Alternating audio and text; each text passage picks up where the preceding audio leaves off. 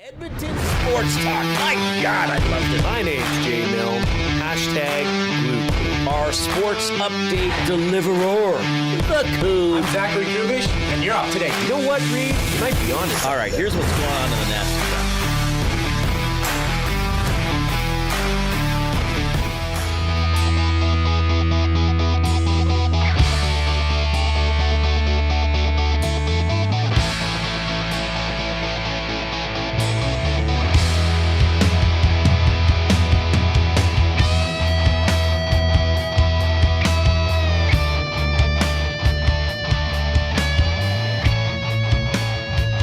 Okay, well, for the first time at Edmonton Sports Talk, I feel like I'm a little bit, what is stunted was the word? Constrained, limited, even censored, perhaps. I know that's a dicey word, but I think for the first time at Edmonton Sports Talk, I'm feeling that today because now we're on YouTube, so some people can see what I'm wearing. We also have people on iHeartRadio and TuneIn Radio. I can tell you I'm wearing a black Edmonton Sports Talk shirt. Comfortable shirt, has our station on it. I wear this one quite often. It's a good shirt, promotes the station. Appropriate shirt for work. But this is not what I wanted to wear today. I wanted to wear the Chapel Roan dress from the Grammys. And Matthew Iwanek said, I changed into it at about 2:00. I thought it was fine. Because I was like, I want to get ready. Yeah, prepared. For this. And, I didn't want to put it on right at 2:55. I wanted to spend an hour or so in it, and I put it on. And then Iwanek, I was like, "What are you doing?" I said, "This is the same dress that Chapel Roan wore to the Grammys." And he's like, "You can't wear that." He goes, "Maybe if we were just audio, like maybe, but it's still not really appropriate." So I'm not wearing it. So I feel a little okay, Matt. That's I guess that's what it's going to be. I just want you to know that I thought it was fine. I didn't think it went over the board or over the top. It was done in a respectful manner. And really, yeah. I mean, I thought it was your creative genius and well, because I was how up, dare them? I How was up, dare Matt? Yeah, stop you from. I was up all night sewing it. Yes, tailoring it, adjusting it. Yes. Yeah. Well, even some last-minute adjustments in the boardroom. Mex Bezzozu says Reid would have been HOTTOGO. That's one of her songs. I know 2 Chapel Roan songs. Pink Pony Club. Mm-hmm. And now is the name of the song Hot to Go, or do you actually say it HOTTOGO? When you say the name of the song. You say Hot to Go. But they're right. Hot and ready. It's just like Helix was Rock You, not ROCKU. Even though in the song they're like, give me an R. R. Yes. Jay's like, do I actually give him the R? What song is this? Oh, I forgot our little song clip. I'll have to start that tomorrow. Oh. You gave me one thing to do today. Well, I was a little preoccupied with, you were with sewing. my outfit. Yes, I was a little I had stitching. I had the EST sewing machine. That little room we have at the back, it's not going to be a podcast room. That's going to be Reid's sewing station. Yeah. Maybe we can get Trev's grandma in there and she can make some hacky for the sacks. show? Or is there room for the bookbinder back there too? Oh, there's room. There's room. Caster 1990. I had to Google it. Yeah, I'm sure. Yeah, the people running Google are going to be like, what's this big boost of people Googling Chapel Roan Grammys dress at about 3:01 p.m. in the Edmonton area? Probably most people have seen it by now. Pretty sure that there was there's been a lot of Googling of that. Well, I kind of saw it this morning, just I think scrolling or reading stuff, and I wasn't sure if it was real. And you were like, no, that thing's real. Mm-hmm. And I was like, oh, okay, that's a real dress. Well, you got to stand out, I guess. Would have been one way for us to stand out, give the show some identity, but no. Iwanek says, no, Reid, you have to stick with the EST shirt. Now, I appreciate your shirt today, Jason Milne. Oh, that's a meaningful shirt for you. Yes. This is my half marathon shirt. Broke it out. Slowly getting my way back into a regular routine of running. Certainly the Funspiel Saturday made it difficult for me to do anything on Sunday, which would have included a run. Right. But I just had too much fun. So at the Funspiel, Yes. I did not curl. I was there for the first couple hours. I just was the mingler in chief. Kissing babies, so to shaking speak. hands. Yeah, did a lot of that. Yes. And then I was upstairs and I was talking to someone, so I was turned sideways to the viewing windows. Yes. And then I heard this kind of like, oh, and I turned and you were getting back to your feet. Yeah.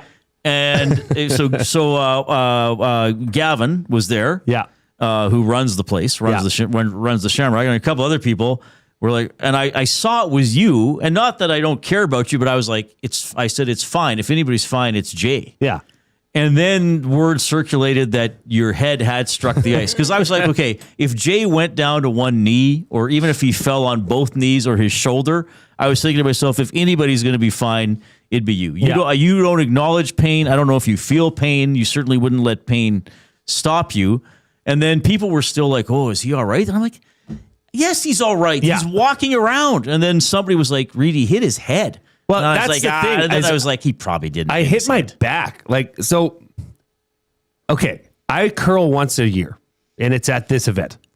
Which is only the second annual. So from last year to this year, I forgot that last year I also fell.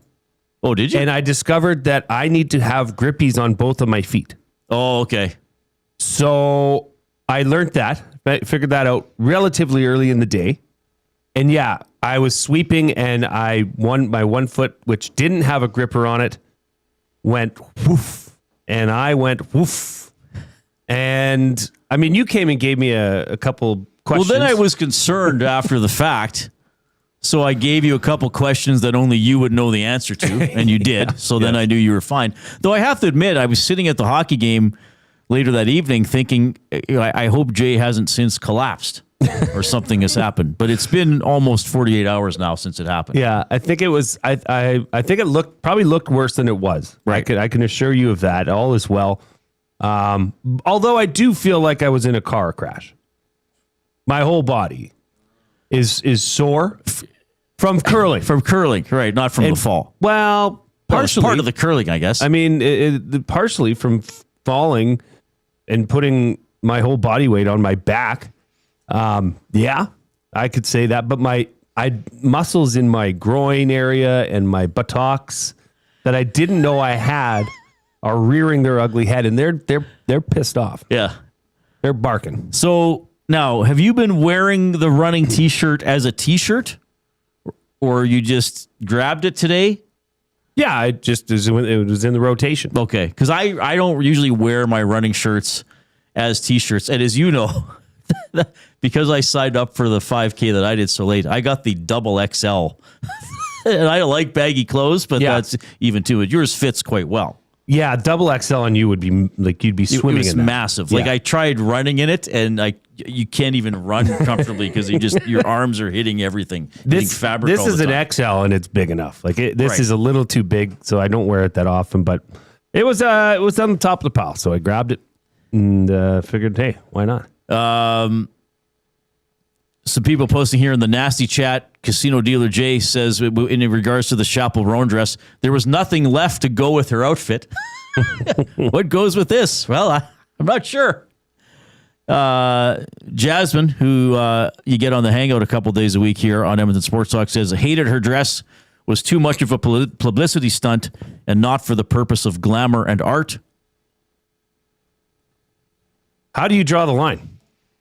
Well, it's your opinion. In that case, it's in her. Jasmine's so it's her. Opinion. Yeah, okay, so that's her opinion. Yeah. I agree. But I don't know that. I don't know. I don't really think that much of it is for art. Like, did you see what Heidi Klum wore? Did she actually wear? Because people are putting. Was it a plastic shell? Was that actually what it was? Well, so this stuff was all coming up on like my social feeds, and yeah, she wore like a formed dress. But it was like she couldn't walk. Well, yeah, I saw a video of her walking and she looked uncomfortable. So I don't know. Like, is that art? Is that glamour? I don't know. Or is that also to me, a lot of it is, hey, look at me. Yeah, well, if you're selling yourself and you're trying to sell yourself, and the way in this world, if you want to sell yourself is clicks, The crazier, the better. Well, and I think with now, Heidi Klum is not a musician. Chappell Roan actually is. True. But I mean, do you think Steven Tyler walks around with several, what does he have? The bandanas tied around his hands? Right. He walks around with a microphone, or some of the outfits. Like, wasn't he one of the guys known for those big chestless unitards? Like the rock and roll people don't walk around or go around publicly in normal clothes. They beat to a different drum. Yeah. Safe to say. But yeah, I didn't watch the Grammys. No, I didn't either. I just started seeing this stuff today. Yeah, but I saw, some of the highlights, some of the choices of attire. Yeah, right. Right? But that's, that comes out of every awards show, I think. Like if I was watching the Grammys and, in his prime, Ozzy Osbourne won an award, I would not expect him to be going up there in a tuxedo like they might at the Oscars. I'd expect. Yeah, it's a chance to step out. No, but her dress clearly was, quite revealing. Now, would you call that a dress? It was an outfit, I guess. Yeah, I don't know what... It was an article of We'd clothing. have to go to the definition of a dress to see if that actually fits the category. 780-218-9999 is how you can text us. That is the afternoon inbox. It is presented by River Cree Resort and Casino. Speaking of famous musical acts, DJ Pauly D. Yes. Performing at the venue at River Cree March 7th. George Thorogood and the Destroyers are at the venue March 19th. It's the baddest show on earth tour. Get tickets and check out all the other upcoming shows at rivercreeresort.com. Always a lot happening there. You can email Reid at edmontonsportstalk.com, Jay at edmontonsportstalk.com. Going to be a great show today. We always love having you out there in the audience and interacting with us. We're going to talk to Gord Stellick from Sirius XM and the Fan 590. Leafs here tomorrow. They're in Calgary tonight at 8 o'clock, 6:30 tomorrow against the Oilers. So this show will be slightly truncated. Tom will have the GCL Diesel Oil Stream pregame show at 5:30 tomorrow. So we'll talk some Leafs. They did get a shootout win in Vancouver on Saturday, but they have not been doing well lately. We'll dive into that. We'll talk a little bit about the Oilers. This has been... if they lose to the Leafs, it's a pretty underwhelming homestand. It's 4-3 right now with a lot of goals against in some of these games. Justin Dunk from 3 Down Nation will join us as well, and we'll look at some of the upcoming Elks free agent signings. Nothing can be formally announced till, next week?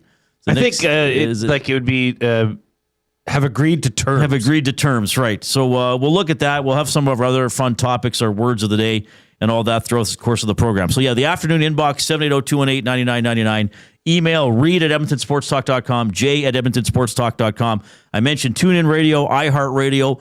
I will say this, please help spread the word. Now, I know a lot of you, especially those of you who are loyal, regular listeners, and we have a lot of them, and a lot of them curled on Saturday, which was awesome.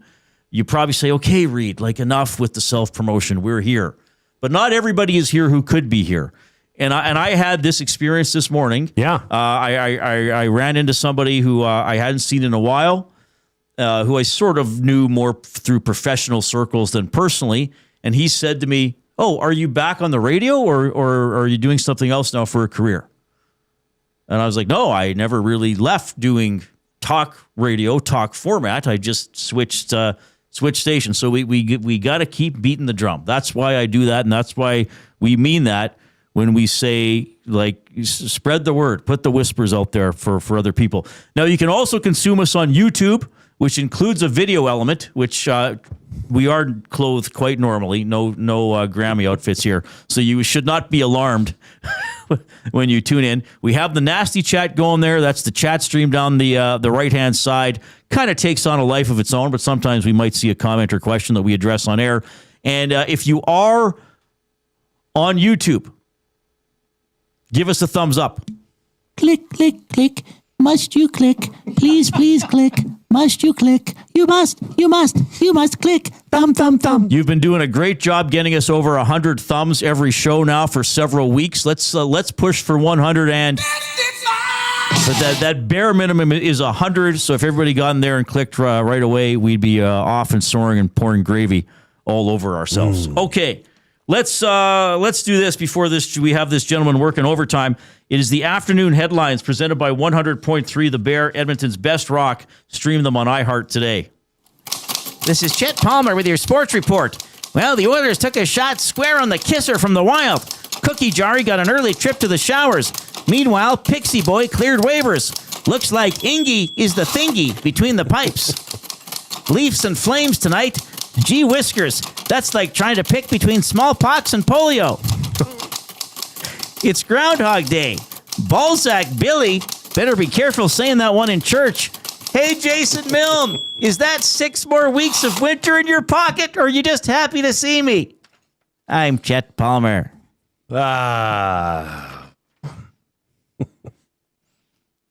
Gee whiskers, that's like trying to pick between smallpox and polio. It's a tough one. I wasn't sure about. Oh, boy. Balzac Billy.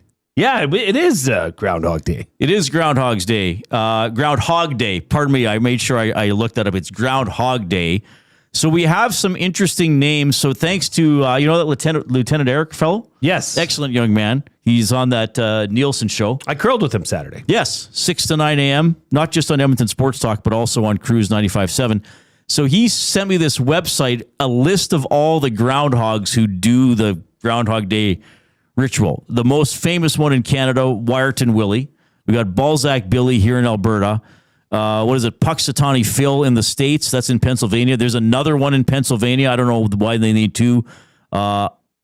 Octoraro Orphy. I don't know if I'm saying that right. Like, I'm just scrolling. I'm just picking random things out. Mojave Max in Nevada. Uni the Groundhog. That's also in Pennsylvania. Chuckles the Groundhog in Connecticut. Lawrenceville Lucy. That's somewhere else in Pennsylvania. So there's this whole list of groundhogs. So here's our off-topic topic for William Huff. Since 1952, William Huff has provided industry-leading advertising solutions for thousands of valued clients. Their unparalleled customer service, combined with decades of industry expertise and a desire to make every job the very best can be, is what they call the William Huff Advantage. Visit their website at williamhuff.com or give them a shout, 780-454-4536. We would like you to name Edmonton's groundhog. Okay, if Edmonton were to have a groundhog that did the Groundhog Day ritual, I was going to say festivities. I don't really know. I think so. I think it'd be a ritual. Yeah. What would it be? What would the name of Edmonton's groundhog be? Yeah. Get creative. Yeah. Like Millwood's Mary? I don't know. That's a simple one.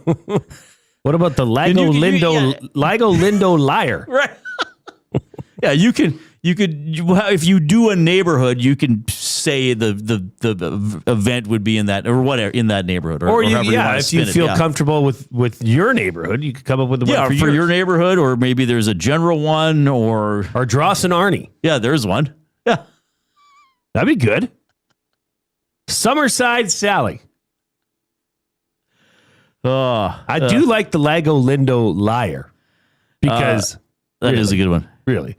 Has there been studies done on the actual results from these little rodents that come out of the ground and cast a shadow or not? And their actual Groundhog of Champions. That's pretty good. That's good. I have to, when I was a kid,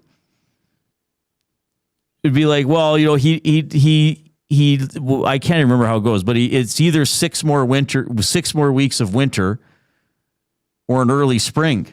But when I was a little kid, I was like, isn't 6 more weeks of winter and early spring? Like in this part of the world.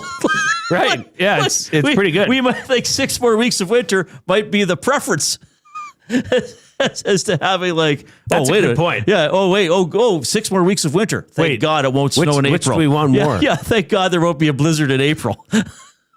Talus Balls Tallulah. Well, that's pretty good. Ozerna Oscar. Oh, Rip Cities. Truck Nuts Taylor. What's Truck Nuts? You know what truck nuts are. Oh, the actual physical truck nuts. Okay. Jasper plays Jeff. Andy Z. Yeg. Terwilliger Terry. Riverdale Rusty, Strathcona Steve. Well, and if it was in Strathcona, could you not do the ceremony in the gazebo there? Yeah, you could. Yeah, 83rd Ave. This one will be good for Spency 5 Centsy. I just don't know what it would sound like when it would come out. But he says Terra Losa Terry the Turtle. So and then when this is Terry Losa. Terry Losa looking for his shadow coming out.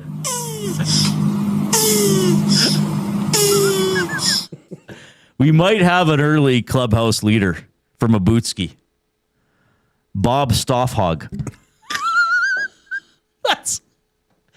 I might tell Bob that one when I see him at the rink tomorrow. That's pretty good. Okay, you know what? I did not expect this topic to go this well. Green onion cake, Greg. A lot of posts in the net. Pizza Boy Wayne Groundsky. Yeah, what would a Connor one be? I don't know. Leon Dry Shadow. Okay, keep those coming in. You guys are incredible. And text them in as well, 780-218-9999 to the River Cree Resort and Casino inbox. We got the Oil Understood coming up. They did skate today, getting ready for the Leafs tomorrow. We'll go over a little bit about that game against Minnesota, some of the things Tristan Jarry said after the game. Gord Stellick is at 4. You guys are great. Here's the Coop.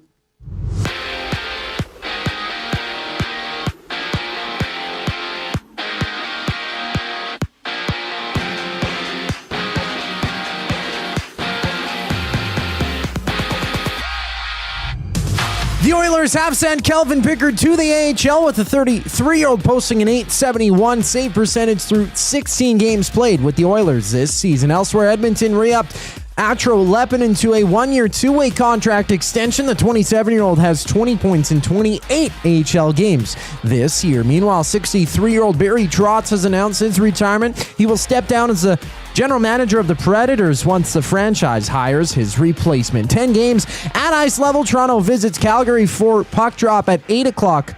Zane Parekh back in the lineup for the Flames for the first time since mid-November, while Toronto's Morgan Rielly has been ruled out until after the Olympics with an upper body injury sustained Saturday night against the Canucks. In the NFL, both head coach Sean McVay and general manager Les Snead have signed multi-year extensions with the Rams.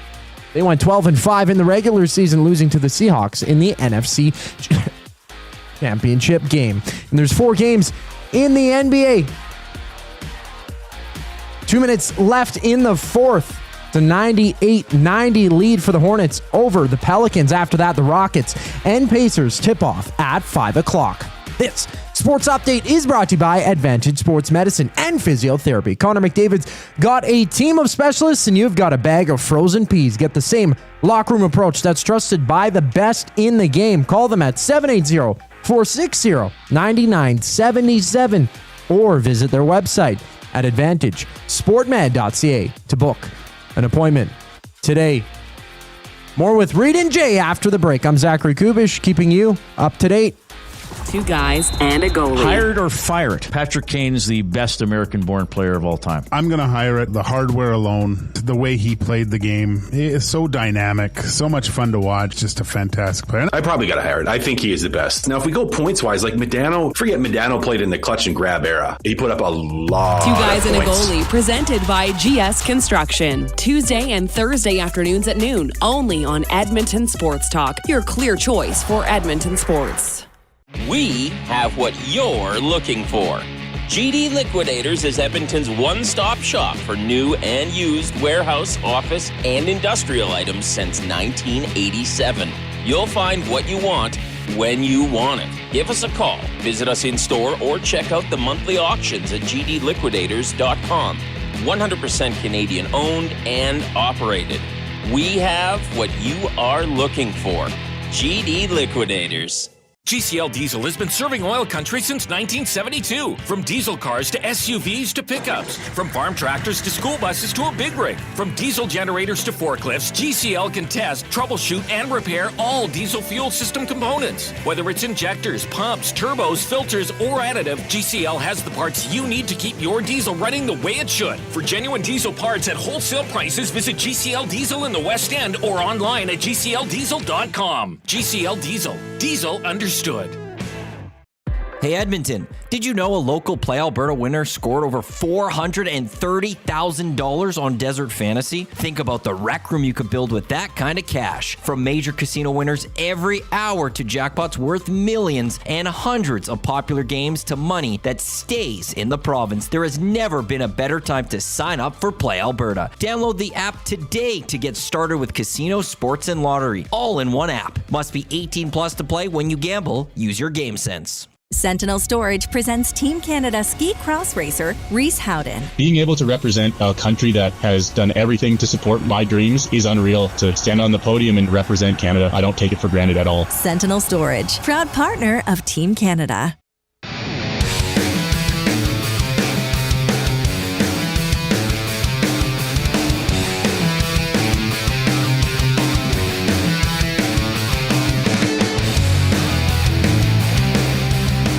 Oh my goodness, what creativity we have from the Nasties today. The off-topic topic for William Huff: what would Edmonton's Groundhog be named if we did a Groundhog Day, I guess, ceremony? I was saying ritual. I don't like calling it festivities or celebration. It looks like they're having fun when they do it on the... Is it a carnival atmosphere? Yes! Is the Groundhog going on a little Ferris wheel? Oh, he's probably being celebrated. Coob, can you get the size of an average groundhog? Mm-hmm. I got you. Got that stat. Like, I think, yeah, why not? Why not make a day out of it? They probably partake in groundhog soup after. Jason and Leduc, no movement clause. Clause spelled like in Santa Claus. Typically, groundhogs weigh between 5 and 13 pounds, up to 14 in some cases, and measures 18 to 26 inches in total length, including a 4 to 7 inch tail. So is that bigger than a guinea pig? This. That'd be bigger than a guinea pig. Yeah, quite large. That's like the size of a small beaver. Oh, that's maybe a baby beaver. A good comparison. A tween beaver. Yeah. Don't groundhogs have teeth too? Like that they gnaw. Yeah, they got the things? little. Yeah, no. Don't they? Yeah, looking squirrely. Do their best work with their teeth. Yeah. Pothole Pat from Abutski, he's on fire today. Glenwood Gooba. What is this Glenwood Gooba's good. I don't know what this handle is. Dirty something. Londonderry Larry. Yeah, I could be in the mall. I've seen a couple Donair references. Captain Steve says Donair Donnie. One-Eyed Pete, Northside Nostradamus. Tommy Groundzola from Big Uke. There you go. That's pretty good. Collingwood Rob, Fort Edmonton Freddie. Big Uke says Groundy McGroundhog. Actually, that's a good one. Actually, Fort Edmonton would be a good place for the Fort ceremony. Edmonton for the festivities. Yeah, Fort Edmonton Freddie. Yeah, that might be like if we were doing this seriously, like we had to name one that could be celebrated and sometimes even carnival like atmospheres. Mm-hmm. I think Fort Edmonton Freddie would be because he could dress in the old timey clothes. Yeah, and there's lots of wood there for him to chew on. Go chew on the wood. Fort Ed, not Franklin. What about Franklin? Maybe Fort Edmonton Freddie kind of comes off the tongue well. Mm-hmm. They bring in Fort Edmonton Freddie and he just ruins the place. Yeah, just turns that could be a whole event. Yeah, wouldn't it be something if he had scored more goals than Trent Freddie? Well, he's on his way. He's on his way to doing so. Oh, incredible stuff. We'll circle back to that. Dude, don't stop. Send that topic off to other creative people in your life, too. What would Edmonton's Groundhog be named if we did a Groundhog Day ceremony festival here in Edmonton? EST should get a groundhog. We should get a groundhog. That could be our thing. And we just really bring him out once a year. Once a year. Hey, Coob, is Freddie ready for tomorrow? Yeah, let me check. Ooh, I don't think he's ready. I don't think he's ready. Oh, what happened, Coop? Is he supposed to be a skeleton? He's rock hard, Reid. Who fed him? I don't know. Did we do that in the chore draft? He's in the maintenance room like all year. Why isn't he moving? What would his name be though if we had EST? EST Ernie? Yeah, EST Ernie. Somebody had an Esty name in there, but the Edmontonian Esty from Les. Garneau Gary from Double A. Yeah, he could the ceremony could be outside the Garneau. Just the thought of shut down 109th and a groundhog being named Gary it's kind of funny. Oh yeah, it's just Groundhog Gary over there. Oh. Okay, this is so much fun. Give us a thumbs up, by the way, if you have us on the YouTube stream, if you're on iHeart or TuneIn, and you have a second to pop we're in. already at 72. Yeah, we're at 71. Let's sort past 100. Let's try to get to 100 and That's Sammy Hagar. Well, we were doing that last year, and then it used to be single word of the day territory was 130, and double word was 155. Yeah, so let's get back. I think that might be during the playoffs. No, should we? Come on, 130. Well, you're gonna do it whether I want to or not. You're gonna make the most. One word of the day if you want to. No, I think 100 is one word of the day. Okay, and then 130. So we'll go in stages. Yeah, we can stage it up because I think we have to respect that people's intensity picks up in the postseason, just like their hockey teams, if they're in the postseason. Oh, Reid! As we go into the oil, as we go into the oil, understood for GCL Diesel, providers of the best diesel engine components around, from turbochargers to injectors, fuel pumps to sensors, they are the critical engine component experts. Proud to serve Edmonton and Northern Alberta for over 50 years, and now a partner of Edmonton Sports Talk and the Reid Wilkins Show. GCL Diesel. Diesel understood. By the way, we appreciate the support for some of our ideas in the nasty chat. Some language I might have to remove. I think you know who you are. But though I know you are a loyal listener and you love us, maybe don't use that word when you're supporting Chet us. Palmer's brother-in-law has chimed in. Uh-oh. He said Wilkie's Willie for the EST one. Well, wouldn't be much of a shadow to see there. All right, so the Oilers against Dallas, Colorado, and Minnesota. I made a what? I made a little bit of a boo-boo on Saturday. I tweeted out the Oilers' combined record against Dallas, Colorado, and Minnesota. They're not 0-6. I made a mistake. They're 0-5-1. You're forgiven. They lost to Dallas 4-3 in a shootout. They lost 9-1 to Colorado. They lost 8-3 to Dallas. Against Minnesota, they have lost 1-0, 5-2, and 7-3. So what are you hearing there? Two close games, 1 5-2, I guess. 3 bad ones, all on home ice. They are outscored 34-12 in those games. So I'm wondering, Jay. Look, I don't mind. I don't mind being criticized. My perspective is not always the only one or only correct. Am I being too much of a cherry picker to put that out? Because I saw somebody reply to my tweet saying, "Well, Reid, they're 28-14 against everybody else," which actually isn't true because that person left out the overtime losses. But I thought, okay, Dallas, Colorado, Minnesota have clearly separated as the top 3 teams in the NHL.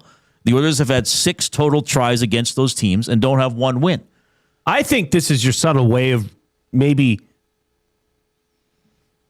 not telling, but just providing information that would suggest that this year it's going to be tough to get to the Stanley Cup final. Because those are the teams, one of those teams you're going to have to go through. Right? Yes. So I think what you put out was a realistic view of where the Oilers should be viewed from Oilers fans. Right now, those 3 teams that you just talked to are also leading the Western Division in regulation wins. Although Minnesota and Edmonton and Utah are tied with 21. But regulation wins, Colorado has 33. Dallas has 27. Oilers, Minnesota, Utah, 21. So the Oilers do have the same number of regulation wins as Minnesota. They do. Okay. Which is interesting and I do think somewhat relevant. But, look, I always have to give context. And I do think the fact that there have been 3 really bad blowouts in there makes a difference. Because, I'm always the first one to say, don't overreact. Look at the big picture. Like, if they'd lost 9-1 to Colorado, but then, hey, maybe they've split against Dallas. Maybe a 4-2 win, 4-2 loss. And maybe against Minnesota, well, they got the 1-0 loss and a 5-2 win, but then they won the other game 4-1. I'd say, hey, you know what? They can beat those teams. Don't overrate the stinker loss to Colorado. But Jay, 9-1, 8-3, 7-3, once to each of those three teams. Now, to me, you got a trend. That's not, okay, you had one bad night and you got creamed by a really good team. To me, that's a trend. And I thought Saturday's game, Minnesota, better special teams. Minnesota, clearly better goaltending. And I thought Minnesota looked quicker. I know the Oilers had more shot attempts. Fair enough. But I thought Minnesota looked quicker. And even Gage was saying he thought they looked bigger. Like they just looked like a more menacing team out there. Do you think it has anything to those three teams that you're talking about here? Mm-hmm. Colorado, Minnesota, Dallas. Do you think they raise their bar as well when playing against Edmonton and say this is important for us to get over this and put doubt in their minds when we play them that they can't play with us? There might be a little bit of that. I do think there are, as much as we'd like to say, well, you got to treat all 82 games equally. They don't. I think for Dallas, they have the additional sting of 2 consecutive playoff defeats for the Oilers. Certainly the first time they would have played, it's okay, Gulutzan against his former team. But those three teams have emerged as the standard in the Western Conference. So I think they're playing well against a lot of opponents. Well, and alternatively, Reid, you could say, ooh, this is a maybe a good thing for the Oilers because you're only going to have to go through one of those teams in the playoffs. Well, that is the beauty of it. If you can get out of the Pacific Division, you don't have to beat all three of them. You'll have to beat one. But what I'm saying is right now the Oilers have not proven that they can beat. Forget about beating them 4 times out of 7 games. Fair enough. I mean, what if the regular season ends with the Oilers going 0-8-1 combined against Dallas, Colorado, and Minnesota? Mm-hmm. Now, again, they might still be able to win the Pacific. It's not a great division, but you're almost hoping like those teams beat each other up to the extent that there's nothing left for the Western Final if you get there. It's happened before. That's happened. But would you also say in those scores that you were just referencing, right, that those were some of the, including this game just this past Saturday, were some of the worst defensively or team defense games that the Oilers But I think they're made to look that way by the opponent. Sure. So then you're highlighting that these teams are better than the Oilers. Right. When you got best on best, the Oilers aren't there. Yeah, if you can't step up and defend those teams, then you're not as good. You're getting exposed a little bit.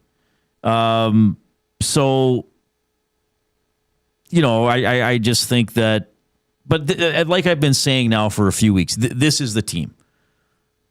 I do think the Oilers are a good team, but I think they have more flaws than they've had in recent years, and I don't think they can flat out go toe to toe or beat really good teams. I mean, this like last year in the playoffs, the Oilers kind of made Dallas look not very good in a couple of those games. Dallas is good and was good then. Well, and truthfully, Reid, the playoffs are different than the regular season. There's going to be differences. There's going to be like a team like Edmonton has been there. They've gone to back-to-back Stanley Cup finals. Does that also factor in? Probably. Right? Regular season is one thing, but it doesn't matter once the playoffs come around. True.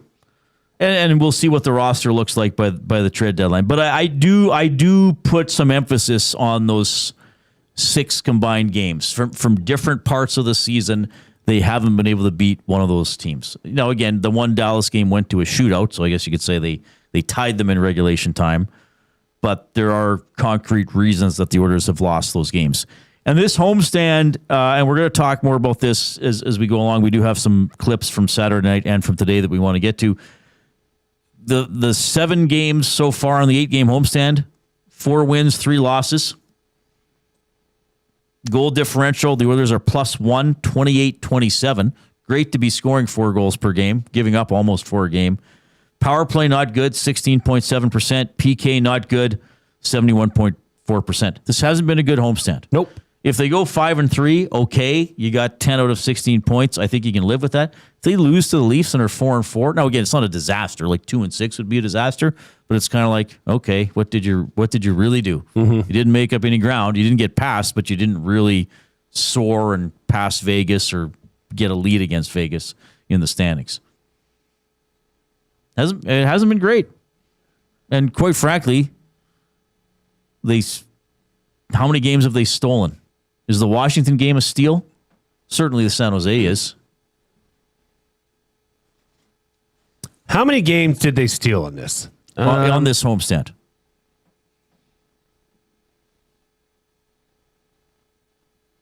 Now, you could maybe say, well, they could have beat New Jersey. Okay, fair enough. Well, they played a good third period and tried to get a point out of it.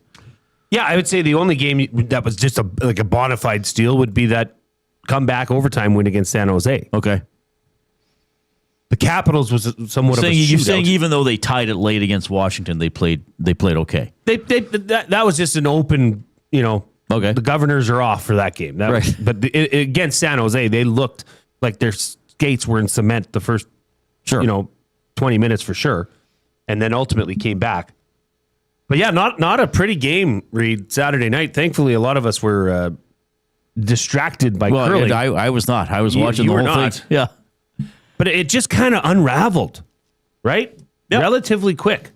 Yeah, we'll get to some post-game comments from that game and some comments from today as well. Of course, Calvin Pickard has cleared waivers. The Oilers also extended defenseman Atro Lepinen, who had some nice moments in the preseason, so maybe a guy for the future there for your Edmonton Oilers. Our off-topic topic for William Huff, what would Edmonton's Groundhog be named? I like this one from Andy Z. Yari Furry. That's pretty good. Keep those coming in. Here comes the Cube with a sports update.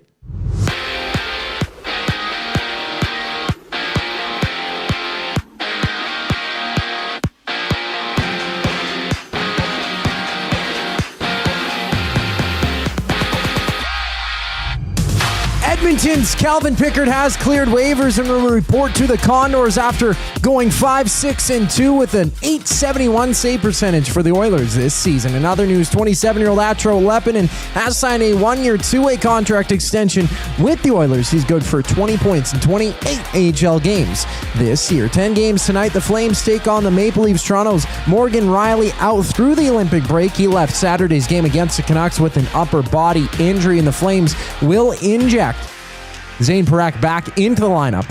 He hasn't played in the NHL since mid-November. From Nashville, Preds general manager Barry Trotz will step down from his position, announcing his retirement this morning, with Trotz remaining with the team until a replacement is hired. Down south, the Rams have signed general manager Les Snead and head coach Sean McVay to multi-year extensions. The franchise also confirmed that Bubba Ventrone has been brought in as their new special teams coordinator. 4 games in the NBA today. 1 game wrapped up. And at 5 o'clock, it's the Rockets and Pacers tipping off at 5 o'clock. More with Reid and Jay after the break. I'm Zachary Kubish, keeping you in the loop. The Oil Stream. Since the Jari Skinner trade, the Oilers are blank. That was December 7th? It was December 12th, I think. December 12th. Good. Not great. Better? Worse? The same? Slightly better. So I have the numbers here. Okay. Pre-trade, they had a .565 winning percentage. Post-trade, they have a .576. The Oil Stream, presented by Boston Pizza. Monday, Wednesday, and Friday afternoons at noon. Only on Edmonton Sports Talk. Your clear choice for Edmonton sports. At Firehouse Subs, our subs are freshly toasted, stacked high, and crafted to satisfy. Each sub is piled high with premium meats, melty cheese, and toasted to perfection. Firehouse Subs brings bold flavor to every bite, all served on a freshly toasted roll. But we're not just feeding Edmonton, we're fueling it. Dig into the brisket hat trick, piled with slow-smoked brisket and melty cheese. Or go to the Firehouse Subs fan favorite, the Hook and Ladder. Made to order with smoked turkey, honey ham, and Monterey Jack cheese on a perfectly toasted roll. With 15 Firehouse Sub locations across Edmonton and the greater area, it's easy to grab a hot and hearty sub close to home. Firehouse Subs. Hot, hearty, made to satisfy. You already know where you should go to watch the big game. Where else but River Cree Resort and Casino? Come out to the venue for the massive football watch party on February 8th. Doors open at 3:30 with kickoff at 4:30. Your $35 ticket includes reserved seating and an all-you-can-eat buffet. Or sit in a premium black leather throne of comfort with the VIP lounge package, just $70 a seat. Don't miss out on the football action. Buy your tickets now at rivercreeresort.com. Must be 18 plus. Real fans don't stroll in at puck drop. They claim territory. They study the screens. They get into their spot, which is why this matters. The Canadian Brewhouse now has happy hour. Brand new. Tons of options. And the good stuff like our 8-inch 2-topping RCM pizza and our signature Caesar. Monday to Saturday, 2 till 6 p.m. starting at $3.99. That's more than enough reason to come early. New happy hour at the Canadian Brewhouse. If you're serious about game day, we'll see you for happy hour. Looking for flooring? Paramount Flooring has it all. Sales, service, and expert installation. With options for every style and budget, open 7 days a week. We've got you covered. Quick delivery and in-stock deals. Plus, EST listeners get 10% off. Visit ParamountFlooring.ca today.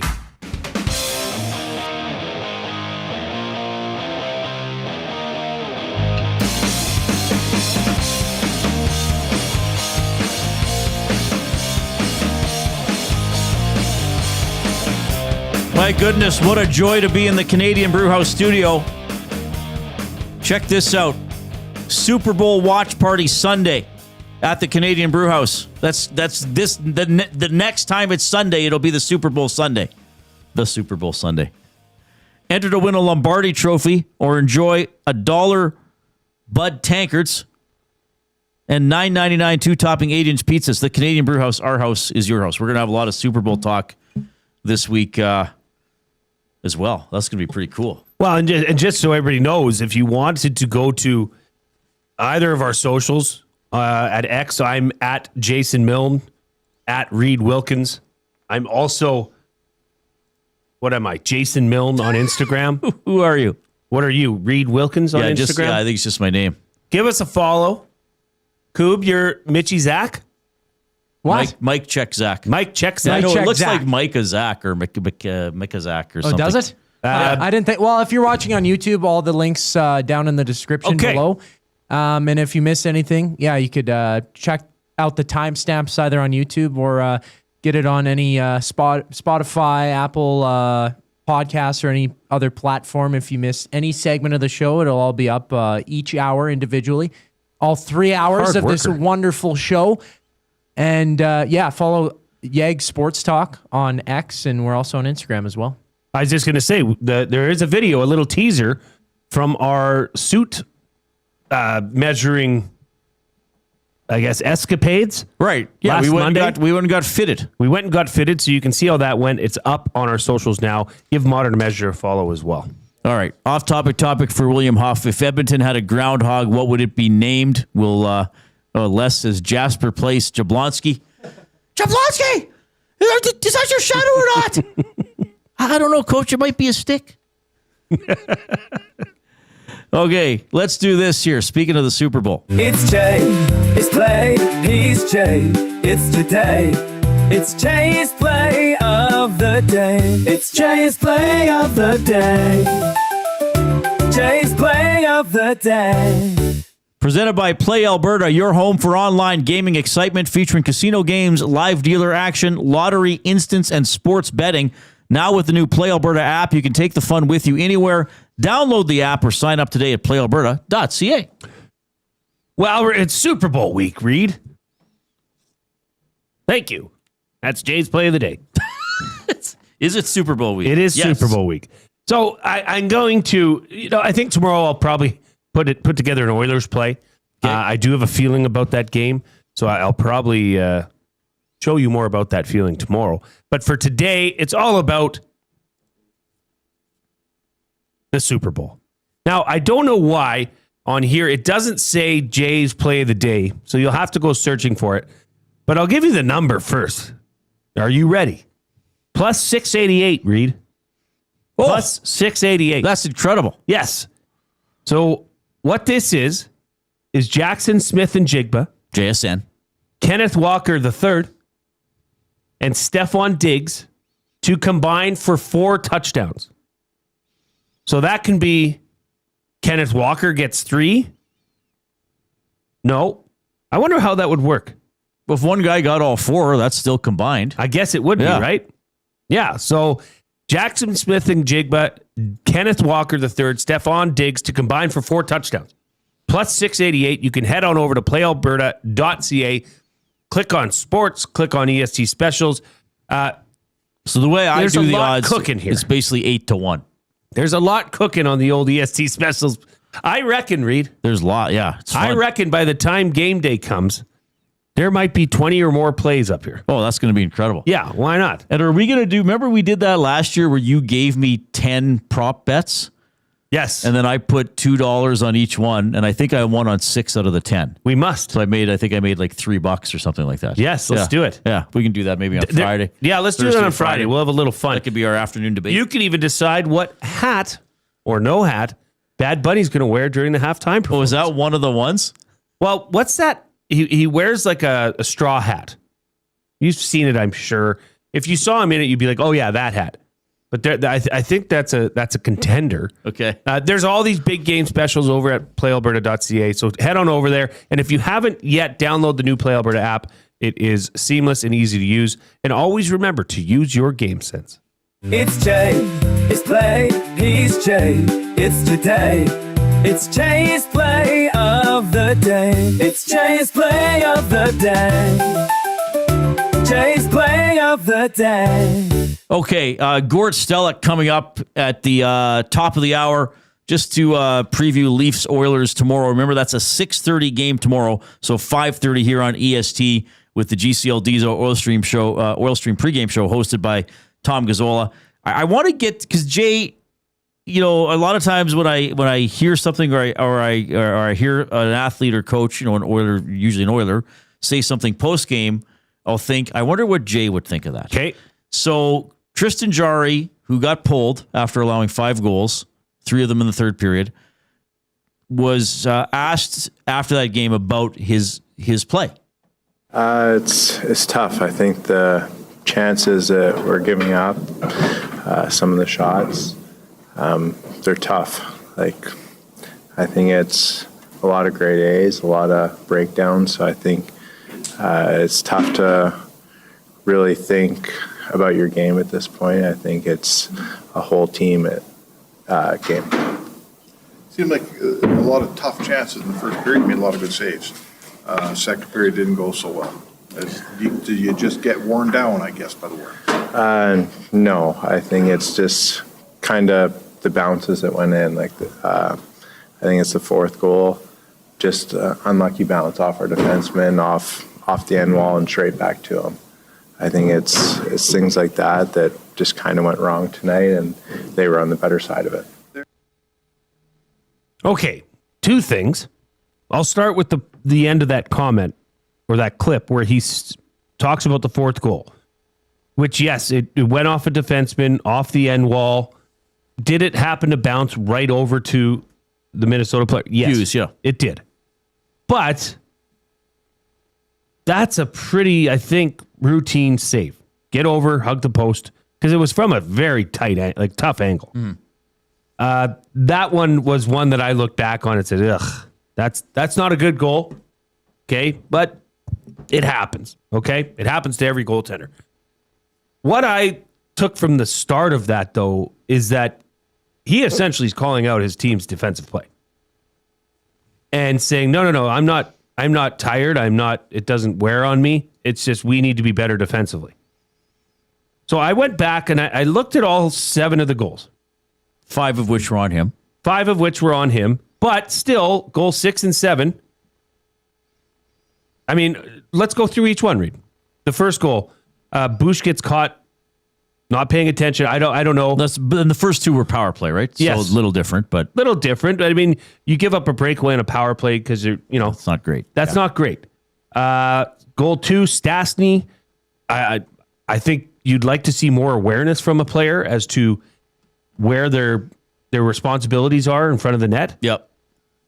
Goal 3, that goal out right off the faceoff. I'm sorry, you need to be prepared for a shot, right? You've seen goaltenders almost get into their stance when that puck's being dropped. Jarry wasn't even in his stance, so that was okay. That's a goal. Goal 4 we just talked about, and then that Tarasenko goal. That's a shot. That's a shooter's shot. That's a would have you liked to have him have that? Yes. But then goals 6 and 7, like the Pitlick goal, Draisaitl just looks and watches his guy go right by him. and I believe it was Trennan. He then passed it out. Pitlick scored. Tyler Pitlick of all people. Of all people. But like there was just no urgency there. There was no, oh, shoot. Not even like, oh, crap, he beat me. I better hustle. No, it was just gliding along. And then it was too late. It was in the back of the net. The 7th goal, I mean, Bouchard, I mean, I don't. Yeah. Was that just, okay, this game's over, I don't care? Yeah, not great defending to let the guy turnstile you. But what do you think about that, Reid? I mean, we've been talking about this team's lack of defensive awareness. Mm-hmm. It's a problem. Now, it's not always a problem when they turn it on and play sound. And it doesn't even start it may start in the defensive zone, but it's also with their forward group and their forecheck and establishing that different style of game that just wasn't there on Saturday night. Well, because Minnesota's better. Is that right? just it? So then if to me, then you have to try to check your way to a win. And they didn't seem to have much interest in doing that. We're going to have a clip from Knobloch from today where he touches on that a little bit. I don't want to suggest this season is a write-off, the sky is falling, but I am suggesting the Oilers don't have an A game that can beat those 3 Central Division teams. Okay, your list that you put together of the losses at the hands of Colorado, Minnesota, and Dallas. Yeah. Have you seen the Oilers or what you would think is the Oilers' A game in any of those games? I think the 1-0 game against the Wild, they played pretty well. Okay. If I remember. Yeah, that's right. Yeah. The greatest goalie in the history of the NHL. Who is pretty good. I mean, he's pretty good. But now, to be fair, that could have been Jari makes a couple saves, the Oilers get a couple in. Maybe it's another 5-5 game, but it wasn't. So are they not capable of playing that game, or is the other team, in this case Minnesota, forcing their way and forcing their hand to make the Oilers look like they can't play defensively? Are they just that good? Right. Well, we'll talk more about that. And we'll talk about some things Knobloch said today as well.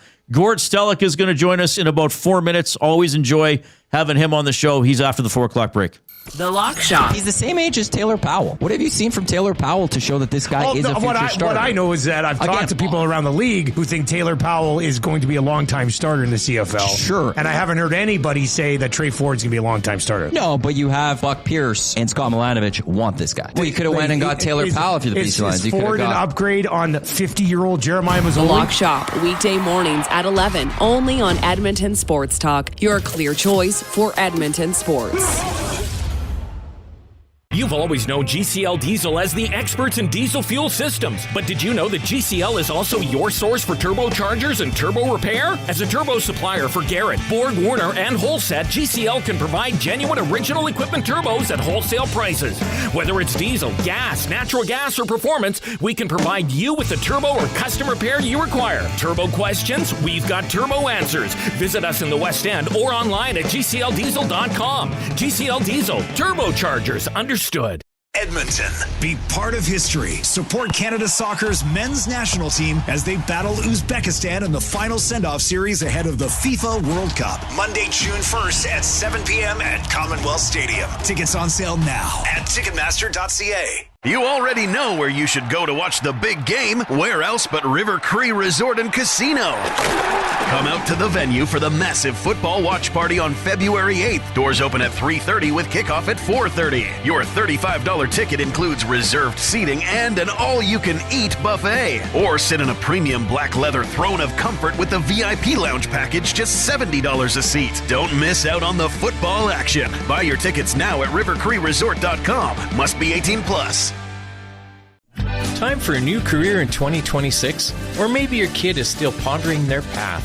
Good news! Weiss Johnson is hiring. It's Dennis, and not only are we hiring for heating and air conditioning, we're also looking for experienced plumbers and gas fitters. With the growth in residential development, there's no shortage of opportunities at Weiss Johnson. Choose your path with us. Learn from one of the industry leaders, and we will grow together. Receive great benefits and school reimbursement as well. Visit weiss-johnson.com today. You've heard the name, but what does it mean? For over 66 years, William Huff Advertising has supplied signage from screen printing to digital to LED with design, production, and install in-house. It's a one-stop shop for all your signage needs. Edmonton owned and operated, William Huff has been trusted by the biggest companies and teams in the City of Champions and many others across the country to do the job. If you're looking for a way to get the word out about your company or event, they are the answer. Go to www.williamhuff.com. Their results speak for themselves.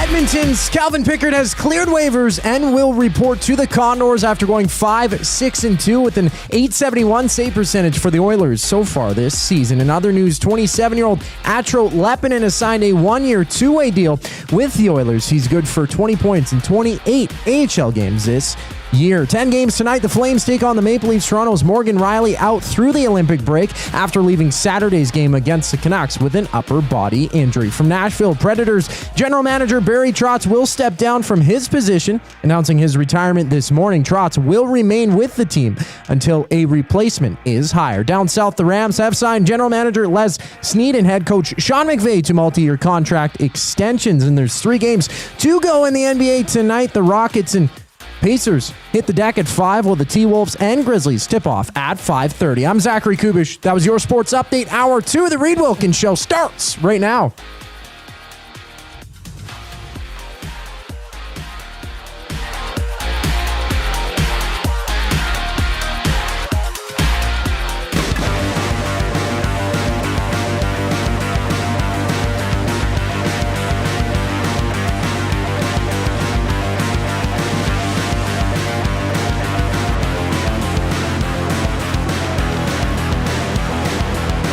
All right, thanks for joining us this afternoon. We're with you until 6 o'clock, with you until 5:30 tomorrow. Bit of a shorter show tomorrow because we have the GCL Diesel Oil Street pregame show at 5:30 to lead into the Oilers and the Leafs at 6:30. Always a fun atmosphere when Toronto comes to town. We're going to talk a little bit more about the Oilers' next opponent as we go to Voices of the Game for Windsor Plywood Leduc, locally owned and operated since 1993. We're more than just plywood. We offer everything from doors and flooring to decking, fencing, and custom millwork with a huge selection of hardwoods and knowledgeable staff. We're here for all your DIY needs. Windsor Plywood Leduc, the experts you need to know. This guy is an expert. You get him on Sirius XM. You get him on the Fan 590. It's our buddy Gord Stellick checking in. Gord, it's Reid and Jay. How are you doing? Reid and Jay, I'm doing outstanding. Hockey talk, Olympic talk, everything's great. Yeah, well, it's great to have you on the show. Last time I asked you to come on, you were curling. Yeah, you're always great about coming on, but you're like, Reid, believe it or not, I got a curl. Like how? And we just had our station Bonspiel, our Funspiel in the week. Are you good? Like, can you put the rock where you want to put it? Not bad. We actually won our club mix. Like, we're not a top club. My wife Lisa is the skip. I've been the lowly lead for about 100 years. So whatever. I've never moved up. But I got to tell you, Reid and Jay, that as you get older, not old, and when you're younger, it's our social village. Our kids are older now, so it is absolutely our social village, the mixed curling club at the mixed curling group at the cricket club. So that's become, 30 years ago, I would have laughed. I would have scoffed if you suggested I would be a heavyweight curler, but that's what I'm doing. Okay. Well, that's good to hear. You had a very good season. All right. Let's dive into maybe some not so good season talk. Now, I should say, I was recapping the Leafs game log for this season. And I'm looking on January 17th, they beat Winnipeg 4-3 in overtime. And it's looking like, oh, here we go, right? Yep. Since then, not so good. So what's happened with this team over the last couple of weeks? So, okay, and that was the glimmer of hope for a couple of weeks that you thought the team that has the longest run of consecutive times in the playoffs, 9 consecutive years, that's the longest current run, the team that came first in the Atlantic Division last season, that they were back. And, it's funny, Reid and Jay, that this year, okay, without Mitch Marner, regardless, it was felt that the playoffs were an automatic again. Like there was not going to fall off the rails or go that down that quickly if they were heading in that direction. But it was a great season last year, except catastrophic losses at home, Game 5 and Game 7 against Florida. It wasn't that they got eliminated in 7 games. It's the manner in which they got clobbered on home ice both games. And it's almost like that team is what we saw at the start of the year and for a good chunk of the year, and we're seeing again. That's the team from Game 5 and Game 7, not the team that played 82 other regular season games and whatever it was, 10 other playoff games. So it's not Craig Berube's first year. They played team defense. They focused on whatever demands he had last year and were successful. So, it's not like it's happening that the new coach and it's not coming together. To your point, unlike my curling season, everything that can go wrong, and even more so, really has gone wrong, except for that, maybe 2.5 week blip. By the way, I that was an awesome overtime. I guess I didn't care who won. That was fun. Awesome overtime. Matthews had the penalty shot. That was the best of 3-on-3. So look, I see stuff on social media. I read some of the articles, but I'm not as immersed in it every day. Is it? And I'll use this dreaded word. And we live this here in Edmonton, starting over and over again. Is this actually rebuild territory for the Maple Leafs? And if so, what does that involve with some of these other big name players? It's a great word. It's a sexy word. It's a word of hope, but it's unrealistic for the Toronto Maple Leafs. First time people talk about blow it up, tear it down. Oh, yeah? That's the easy part. Okay? That's the easy part. Ask the Chicago Blackhawks how long it is to get going. And so, point is, if you are, say, Anaheim or San Jose, Chicago, you've been doing it, that's one thing. But who's got the Leafs first round pick this year? The Boston Bruins.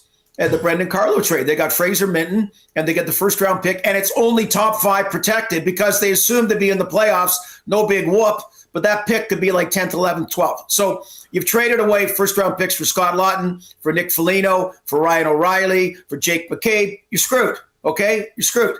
So San Jose had a year that they fell out of the playoffs. They actually drafted Logan Couture, got to draft high, then bounced back. Tampa Bay even had a year. They didn't make the playoffs under John Cooper when they were a pretty decent team, came back. Winnipeg's kind of facing the same kind of assessment dilemma that, you've got your big guns. So in some ways, it may be false belief. You got to believe that you're not going to be as bad as a year where everything, for whatever reason, went wrong. It doesn't mean you stand pat, but your big pieces, Nylander and Austin Matthews and Tavares, they're there, okay? And you want them there. So that's the way it's going to be. So finishing, in my opinion, because they've done all the sexy trades. They brought nothing. They've cost you draft picks. They haven't made a hill of difference in the playoffs. So that is it. It's not a great answer. People don't like it. They want to tell me to stuff it, but that is, to me, the most logical thing to do. It ain't sexy. Gord Stellick joining us here on the Reid Wilkins Show, voices of the game for Windsor Plywood Leduc. Is that then something that you think they will address, they being the Toronto Maple Leafs, come trade deadline, is to try and restock those cupboards with some draft picks, with some players that they might be able to move out? Well, maybe some, but you're not going to get a first round pick back for Scott Lawton. What's the point of a late second round pick, really? Bobby McMahon, you want to keep him, right? What are you talking about? And Oliver Ekman-Larsson, you want to keep him. Oliver Ekman-Larsson's under contract for a couple more years. No, to answer your question, if they do that, maybe that's feeding a propaganda thing that we're doing some kind of half-assed retool, but no, you're screwed. So whatever, if you can do whatever this is where your pro scouts come in. Do you find a player that's undervalued somewhere else that maybe can find a spot and fit in with them? And Edmonton's looking at the same thing all the time about, that kind of player, not the one, you can't get the guy that's going to make $8 million or whatever, or the Artemi Panarin, what have you. So little types of things like that would be what they can do. Yeah, I think now with these, you never know what's real or not anymore, but I saw something. Well, Panarin would go to the Oilers. It's okay. I hope, yeah. he'll play for nothing. Yeah. If it comes to that. Okay. I want to get your thoughts on goaltending. Now, I know that's a big topic, but you've seen it as a manager and as a broadcaster. Look, the Oilers trade Skinner for Jarry. And we were like, okay, maybe it's going to be great. Maybe it's a lateral move. Right now, it looks pretty lateral. Now, Connor Ingram maybe is going to be the story of the year in the NHL. Who knows? Or one of the stories of the year. And Jari does this post-game media availability Saturday. I was there in the scrum, and he really was like, well, we're giving up so many grade A chances, I can't really tell you how I played. Like, is that, would you hear that? Or are you kind of like, yeah, that's fair? Or I always say there's a reason they're called saves. They're difficult, but you got to make them. Yeah, well, I mean, Jake Sanderson was harder on his guy in Ottawa, I think, a couple of weeks ago. But yeah, it's funny because, Reid and Jay, it's the thing about white noise. And Stuart Skinner, unfairly, I think, just the white noise was there and it had to be addressed. And I always viewed this as a lateral move. And I do believe Tristan Jarry is a solid goaltender. But it's an interesting excuse. I don't know. Did you assess it like he's getting too many grade A chances against? I mean, that's not really what you say. So, but also we don't like them speaking in sound bites. So every now and then a little bit of candor and let them figure it out in the dressing room. Not our problem. I don't mind. But it's funny. You go back to the history of Edmonton and Grant Fuhr. That was all. You don't have Gretzky and Messier anymore. You got McDavid and Draisaitl though. But back then you had Curry and everybody else. But it was always Grant Fuhr. Like you won games 8-5 all the time or 8-3, whatever. That a lot of grade A chances went the other way. But when you scored 7 or 8 goals, it didn't matter. So I viewed it as a lateral move. Colorado and teams in Vegas and that have won without the wow factor in goal. They've won with good enough goaltending. And it's great if goaltenders can steal a game, a series in the playoffs. That's a bonus. But if they can give you good enough goaltending, which a lot of people would believe Stuart Skinner did in the playoffs, by and large, then that's the minimum you can ask and hope for. Yeah, Connor Ingram has been interesting. I mean, obviously, really difficult few years. But one thing Jay and I have been talking about, and again, it's a relatively small sample size. But Connor Ingram makes the important save. Like, it's not always the great save, but it's even that San Jose game. They're terrible. They fall behind 3-0. They never got the fourth. And I think my thing about Jari would be, okay, the Oilers outshoot Minnesota 17-7 in the second period. You can't be outscored 3-zip. You got to find a way to stop something. Like, if that's 3-2 going to the third, maybe Edmonton pulls that one out. Yeah, no, it's funny. I'm gonna dig because he was a real character. So I'm talking decades ago, and anybody who's under 100 won't remember him. But I used to call it Yuri Sirha. He came over from Czechoslovakia. We had Yuri Sirha in goal, and the thing was, he would make one save that was a highlight reel save a game, but then he'd let 2 or 3 softies in. And you say, look, let the one great one in and stop the other ones, right. Okay? Because the bench, you could just feel the bench being deflated. And Yuri actually became a really good agent. I think he was Yager's agent for a bit. I mean, he worked with IMG or whatever. But that's exactly it. And that if you think at any moment, like to your point, like you outshoot the team by a ton, and then you're behind the 8 ball. And there's a lot of teams that are in that predicament. That's why it's funny. Ottawa is a team. Now, they're in a bit of a hole now, but if Linus Ullmark can give them the goaltending, that's all they're lacking. They got everything else in place, right? So they get the goaltending in place, then, they can make a serious run. A number of other teams have a few things they got to worry about. And, if you're worried about goaltending, and like I said, Edmonton, it just never seems, I call it the Mikko Koskinen, the curse of Mikko Koskinen, whatever it is. See, even when his stats were okay, I don't know. It just seems there's always something going on with the Edmonton goaltending situation. Well, I remember Koskinen had that game in the All-Canadian division season where he allowed 4 goals on 4 shots and was pulled. And I started the post-game show at my previous station by saying, what's the Gretzky saying? You score on 100% of the shots you take? Oh, no, wait. That's just Vancouver today. All right, you mentioned Olympics off the top. We're looking forward to it. I got to admit, Jay and I were crotchety old men about the Four Nations face-off until it started, right. And then we fell in love with it. Yeah. So we're looking forward to the Olympics. Do you hear it's a lot of Bouchard and Hyman? I would have loved Hyman. Like, he's so good, Gord. Having said that, this is a team that won the gold medal last year. I know you're not all Oilers centric with those 2 guys, but would have there been good spots for them? And is Canada the clear favorite at the tournament? So I think we're maybe getting a carry, and I'm with you about the Four Nations. I was kind of, it's not just, we're not crotchety old men. I think a lot of us were just kind of wondering, and because we'd seen the World Cup. The World Cup in 2016 was neat. Probably the best thing was the young guns. And maybe because it was September and we finally did something in the proper time in February, that changed it. But if they don't have the 3 fights in 9 seconds, I don't know. That kind of really got everything to a whole different level. So as far as the Olympic team goes, well, hey, Zach Hyman, this is where cap hell hurt the Toronto Maple Leafs. That's what it cost them. Like Nazem Kadri, it cost them too, but Nazem Kadri kind of became derailed 2 consecutive playoffs. But I mean, those next kind of depth players. So huge on Zach Hyman, huge. Like, I mean, look, he comes back and steps in. He's already at 20 plus goals, whatever it may be. Evan Bouchard's funny. Like, you want him on your team. You want him on, absolutely. You 1,000,000% want Evan Bouchard on your team. And then it becomes, well, he can give you the best of times, like in the playoffs. He's awesome in that. And then it just seemed early in the season when things were going a little south, if it wasn't picking on the goaltending, it was Evan Bouchard. But usually that's the defenseman who plays a lot of minutes. So, yeah, I can make an argument for both of them. There's the Drew Doughty factor. Is his experience going to be a factor, which I believe it will, or did maybe we go one international event too long with him? So you start ending up splitting hairs. But Hyman's case, there's a real uniqueness that he brings that how can you say they don't have enough of? They got so many great players. But yeah, I more so would have found a spot for Zach Hyman. Don't ask me who I'd take off, because whenever someone asks me, I just say I got 40 players. They're all on my team. Right. I'm not gonna split hairs about whatever. Steve Cooley says the lines in his head all the time, and I go, look, I'm just gonna watch. Okay, see who they decide to put out there.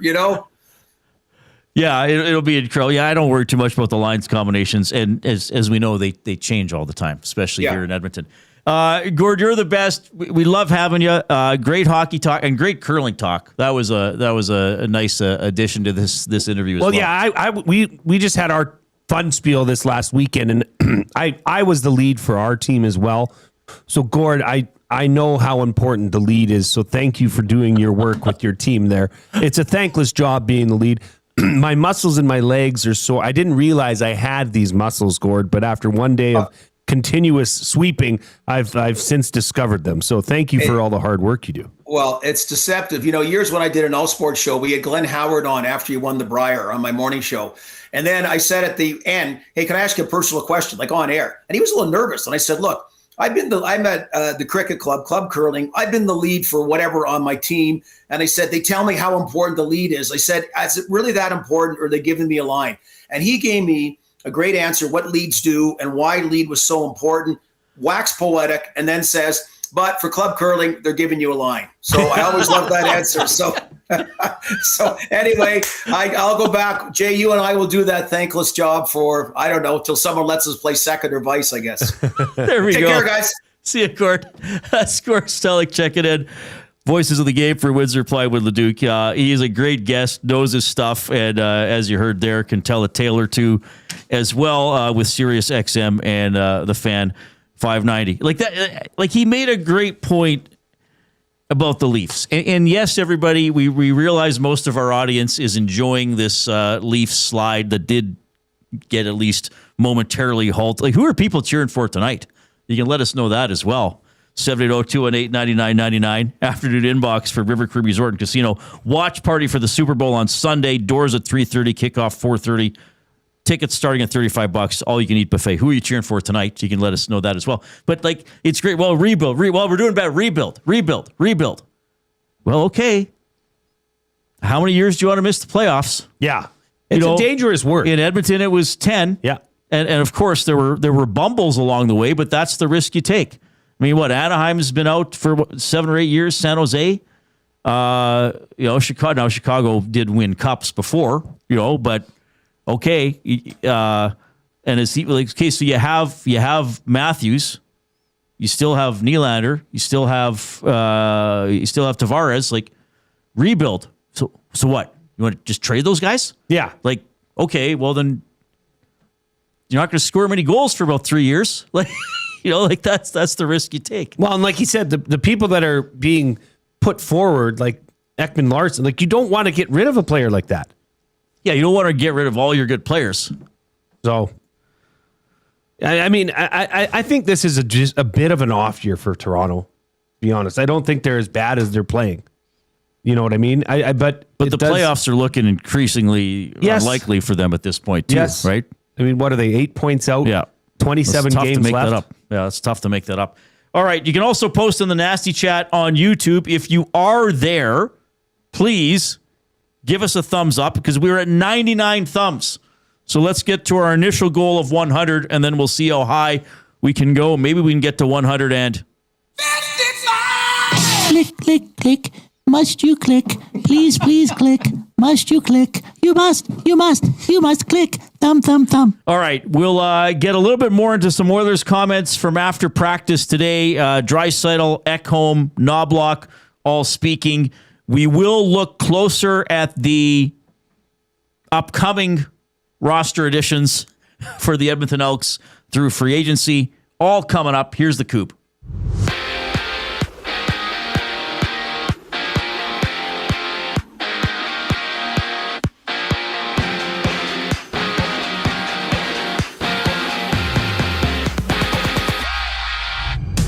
The Oilers have sent Calvin Pickard to the AHL with the 33-year-old posting an .871 save percentage through 16 games played with the Oilers this season. Elsewhere, Edmonton has re-upped Atro Lepinen to a 1-year, 2-way contract extension. The 27-year-old with 20 points in 28 AHL games this year. Meanwhile, 63-year-old Barry Trotz has announced his retirement. He will step down as the Predators general manager once the franchise hires his replacement. And there's 10 games at ice level. Toronto visits Calgary for puck drop at 8 o'clock.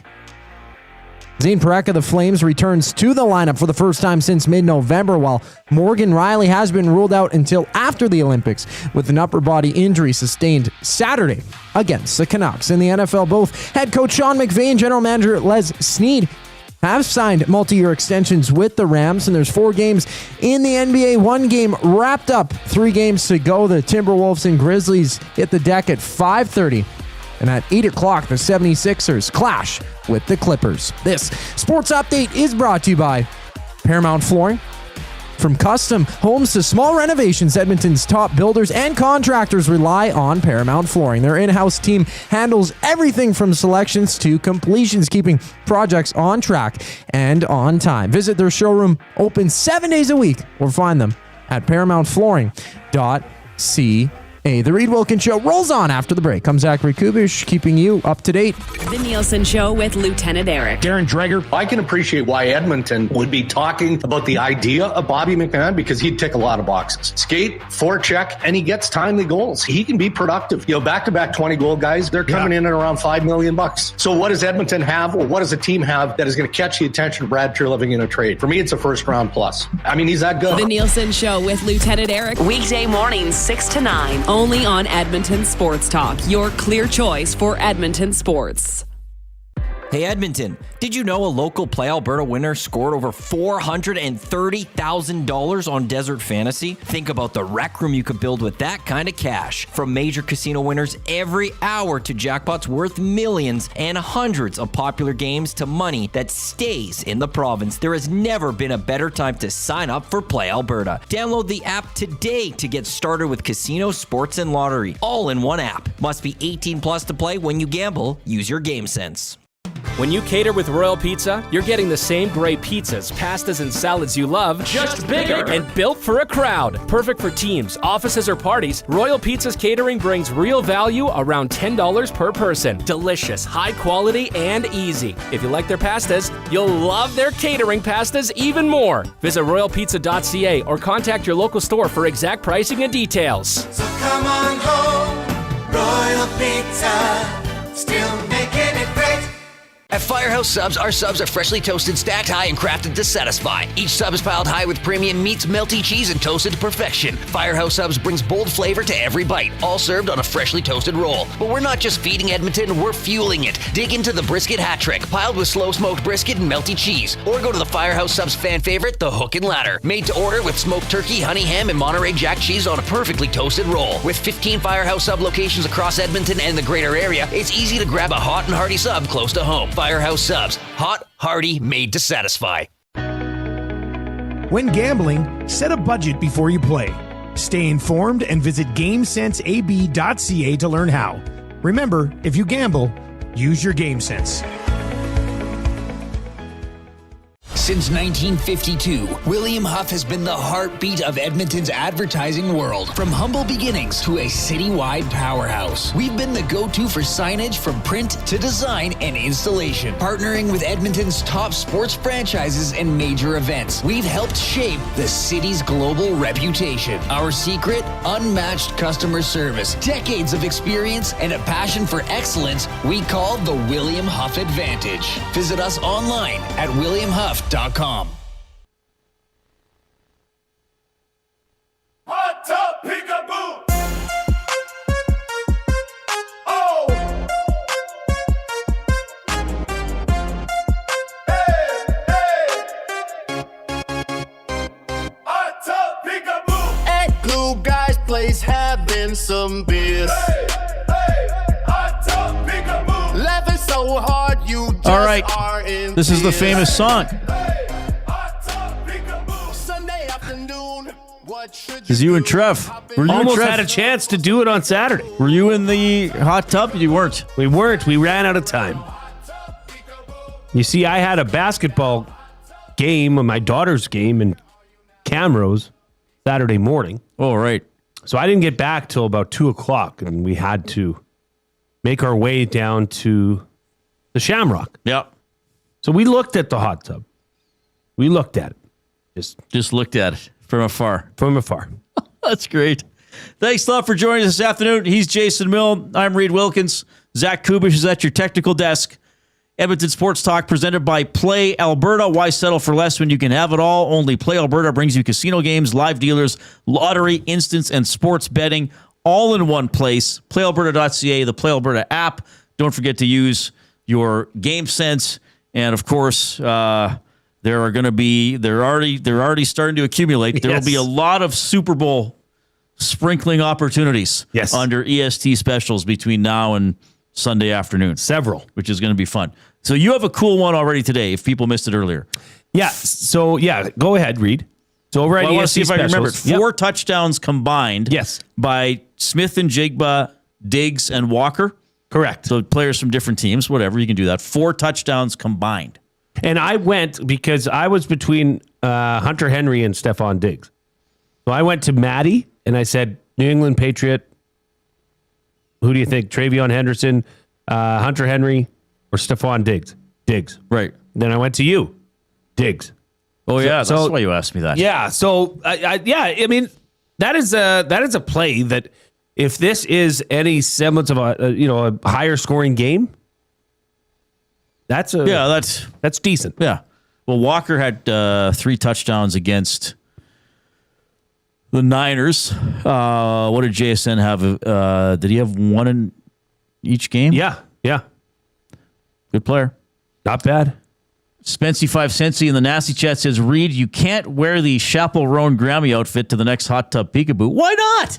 Be perfect for that. I think it would actually fit. That was more than a peekaboo. I think that was. Reid, it's time to take off your roll. Oh. Reid. And James, Groundhog, hot tub peekaboo. Yeah. He could pop up, look for a shadow, jump back into the hot tub. That's pretty good. Yeah, our off-topic topic, if you're just joining us and you're wondering why somebody sent in a groundhog, well, it's Groundhog Day, but specifically, the off-topic topic for William Huff is if Edmonton had a groundhog, if we did the whole groundhog festivities, what would it be named? We've had some incredible, like Wayne Groundsky, Bob Stoffhog, a bunch related to neighborhoods around the city. So yeah, if you want to join in to that chorus, you are welcome to do so. Do you think we're kind of out of the? I mean, we'll probably get one more like cold snap, right? Oh, I would think so. I wouldn't be surprised if we get one more big snowfall. Yeah, but I'm looking till the middle of the month, and I don't see anything as an overnight low colder than -10. Reid. But we'll surely get the big dump. We're hitting the teens. Isn't it going to be 12 or 13 on Thursday? 13 on Wednesday. Yeah, fantastic. We got to go golfing. But this is the time of the year when you can be like, well, we're close enough. We're getting close. Like if you deal with one more cold snap, you're like, yeah, you can get through it. This is temporary. Yeah, and then there's better things to come on the horizon. Yeah, very soon. You can easily get through it. Yeah. Even a snowfall. McCourt was here this morning after the hangout. We're talking about getting out there at the ranch. Yeah. Yeah. We should do our show from golf. From like the center of a green on a par 3. Yes. Hit the hosts. Yeah, hit the hosts. Hit the hosts. Okay, the Oilers practicing today at Rogers Place, getting ready for the Maple Leafs tomorrow. And of course, Calvin Pickard has cleared waivers. Draisaitl a little bit on Pickard.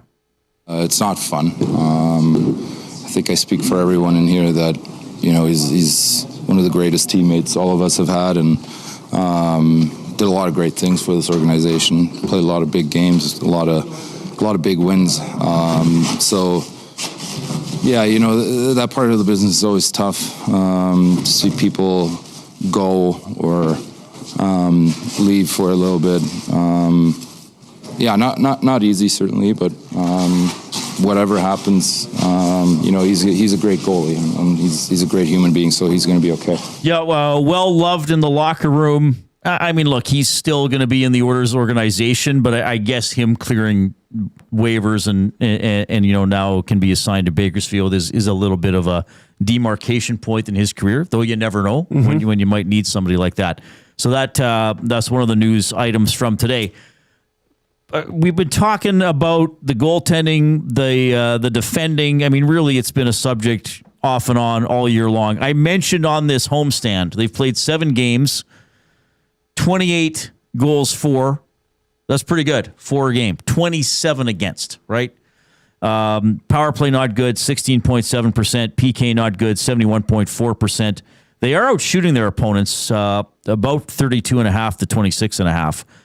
But yeah, I mean, this has been. There have been some tough stretches defensively on this homestand. I mean, that burst by Pittsburgh, right? Yeah. Washington gets 5. You're able to win.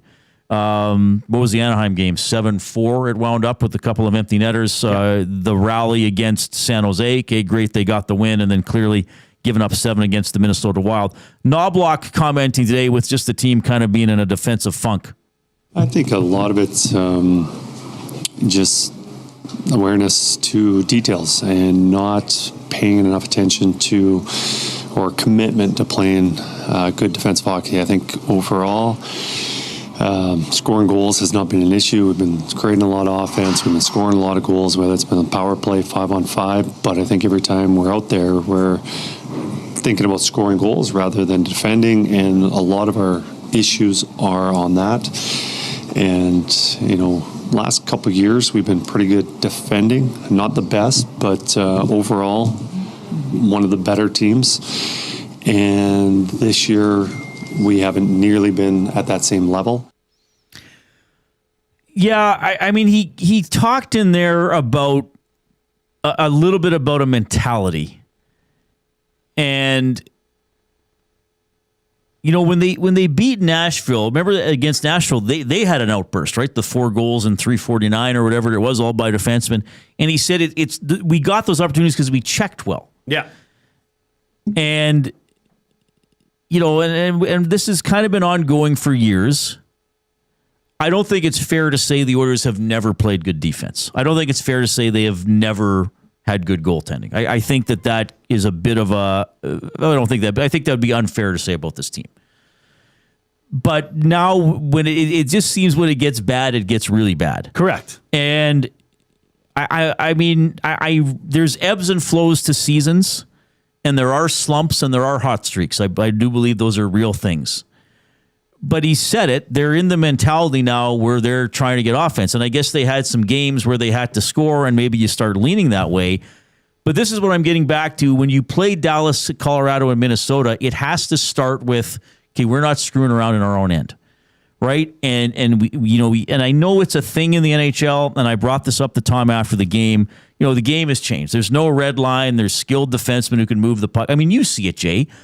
When a team wins a defensive zone face-off, there are one, if not both, wingers making a beeline for the neutral zone. Yep. Like, it's not like, okay, go get in your position on the half wall and take a pass and then try.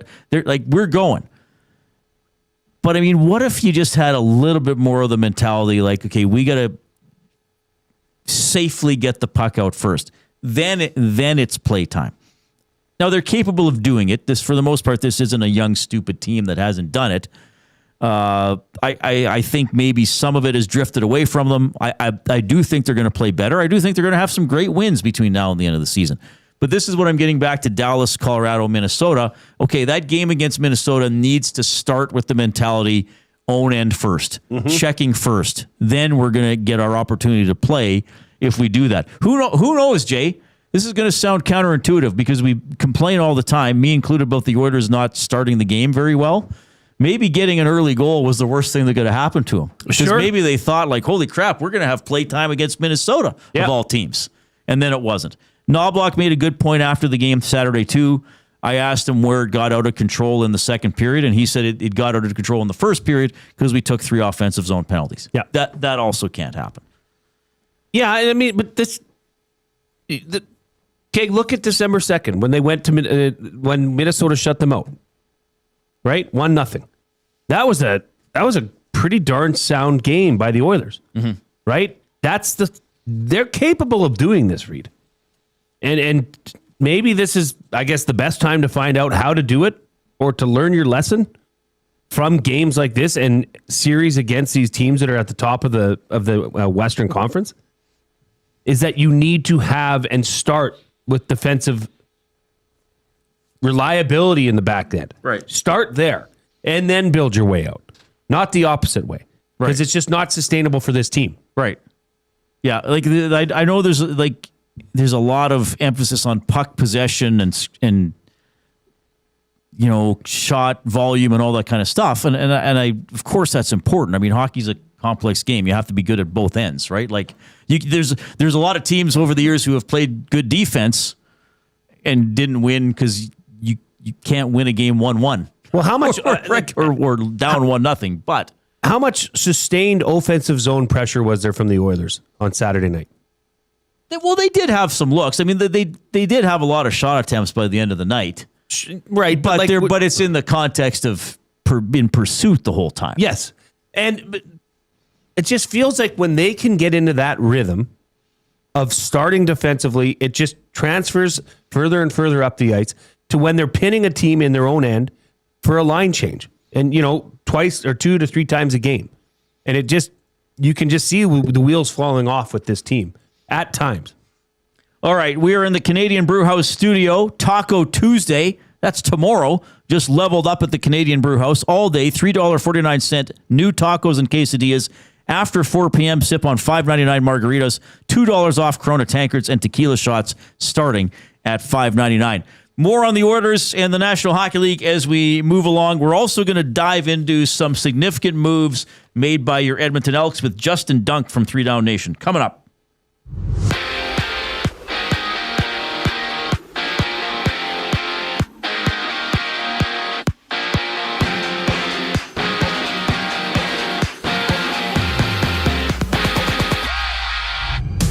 Edmonton's Calvin Pickard has cleared waivers. He will report to the AHL Condors after going 5-6-2 with the Oilers, posting an .871 save percentage. In other news, 27-year-old Atro Lepidin has signed a 1-year 2-way contract extension with the Oilers. He's good for 20 points in 28 AHL games this year. 10 games tonight. The Flames take on the Maple Leafs. Toronto's Morgan Riley out through the Olympic break after leaving Saturday's game against the Canucks with an upper body ailment. From Nashville, Predators general manager Barry Trotz will step down from his position, announcing his retirement this morning, but Trotz will remain with the team until a replacement is found. Down south, Rams have signed general manager Les Snead and head coach Sean McVay to multi-year contract extensions, and there's 3 games to go. In the NBA, the Rockets and Pacers hit the deck at 5 o'clock, while the T-Wolves and Grizzlies tip off at 5:30. Justin Dunk from 3 Down Nation next on The Reid Wilkins Show. I'm Zachary Kubish, keeping you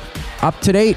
EST Hangout. I think Edmonton, barring injury, with everything we talked about, a stable quarterback, 2 good running backs, receivers, you have a number 1 and maybe a few number 3s, but that wouldn't be my biggest area of concern for you guys. Good offensive line with a lot of nationals, and your defense, secondary, and linebackers pretty studly. Yeah, why can't they be a number 2? The EST Hangout, presented by Sentinel Storage. Weekday mornings 9 to 11, only on Edmonton Sports Talk. Your clear choice for Edmonton sports. Sentinel Storage presents Team Canada snowboarder Mark McMorris. Thank you for your continued support, Canada. It's an honor to represent our country. Keep cheering loud, Canada. We feel it. Thank you, Sentinel Storage, official storage partner of Team Canada. The road to the FIFA World Cup runs through Edmonton. See Canada Soccer's men's national team before they take on the world this summer. Canada versus Uzbekistan. June 1st, 7 p.m., Commonwealth Stadium. Tickets at Ticketmaster.ca. Looking for quality building materials and friendly advice? Visit us at Windsor Plywood Leduc, family owned and locally run since 1993. From interior materials for doors, flooring, baseboards, and all the finishing touches to all you need for your outdoor projects like cedar lumber for decks and fences, plus all the plywood you'd need. Our full-time on-staff carpenter can help with anything odd-sized or custom, and from domestic hardwoods to exotic selections, we've got you covered. And if we don't have it, we'll track it down for you. Windsor Plywood Leduc. We're the experts you need to know. Hey Edmonton, did you know a local Play Alberta winner scored over $430,000 on Desert Fantasy? Think about the rec room you could build with that kind of cash. From major casino winners every hour to jackpots worth millions and hundreds of popular games to money that stays in the province, there has never been a better time to sign up for Play Alberta. Download the app today to get started with casino, sports, and lottery, all in one app. Must be 18 plus to play. When you gamble, use your game sense.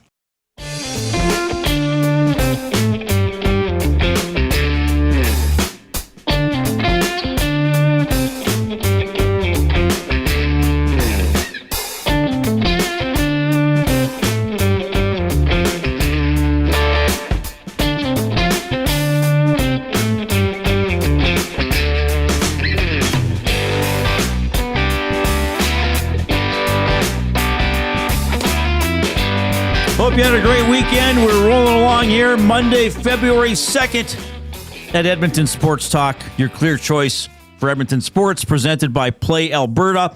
So the Oilers play Little Maple Leaves tomorrow and the Calgary Flames on Wednesday. And it's break time for most of them. By the way, I know there was a lot of talk about this, but I think we got to throw our voices into the chorus. Gager, stud, stallion, epic. That was awesome. Jumping in there, playing goal in the shootout. Unreal. Had Connor McDavid screaming at full speed, like bearing down on him, and almost made the save.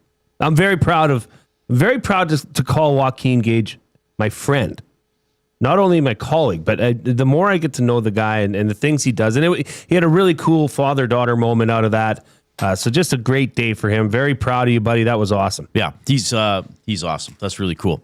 Okay, Oilers Leafs tomorrow. So just remember the start times, because I was even caught by I hadn't double-checked the Wednesday one in a while. 6:30 tomorrow for a home game. Wasn't it Anaheim last Monday was 6:30? Mm-hmm. Prime. 8 o'clock, the beautiful 8 o'clock Wednesday night start time against the Calgary Flames. Fans love those. Couldn't draw it up any better. I'm sure our listeners, they've probably had to stop their cars if they're listening, pull over, get out of their car, and applaud. Yes. For having Thank you, NHL. 8 o'clock Wednesday night start time. Okay, let's go to the Oil Country Towing video hotline. Oil Country Towing, Edmonton's most trusted 24/7 roadside rescue team. Fast, safe, and reliable for over 15 years. Whether it's game day or a snowstorm, we work as hard as your favorite team to get you going. Call 780-986-6088 for all your towing needs. We love talking to this guy from 3 Down Nation. It's Justin Dunk checking in. Justin, it's Reid and Jay. How are you doing? Doing well, fellas. Thanks for having me on. How you doing? Well, I just want to ask you first if you're suffering from thumb and or finger fatigue from all the typing and texting that you would have been doing over the past 24 hours. No, man, we're still going strong at 3 Down Nation. You know it. Well, we all CFL fans across the country appreciate all the work that 3 Down Nation did in kind of uncovering some of these agreements. I don't know. Oh, I should have brought the tampering window out for this segment. Darn it. Oh, yeah, we have a tampering window, haven't you? Coob's going to go get it. I think this would be doing this segment a disservice if we didn't have the tampering window present. But look, I did see some negative comments yesterday on social media saying, this is doing a disservice to the actual free agency day and announcing them. But, is it just for all intents and purposes, Justin, can we just consider yesterday the first day of the tampering window, communication window? That's free agency signing day now? Yeah, I think fans need to realize this. It happens in other leagues, fellas. It's not like it's just the Canadian Football League. And I know the commissioner, Stuart Johnston, would like to look at it and perhaps shrink the window down, condense it. There's been some talk around that. Some other people have suggested get rid of it entirely and go back to, the Ed Hervey days when he was announcing Odell Willis minutes after noon Eastern time, at least, and then getting fined for it. I don't think he really cared about it. But I think that the negotiating window actually does serve a purpose. So I think you could have a smaller one. Well, this window is hard framed, Justin, so I don't know that we'd be able to physically shrink this window. But yeah, the CFL might look at doing this. But let me ask you, I have some obviously Elks related questions for you here for our market. But is this not a good thing for the CFL, who's fighting for publicity at all times, to have an extended, time in the spotlight?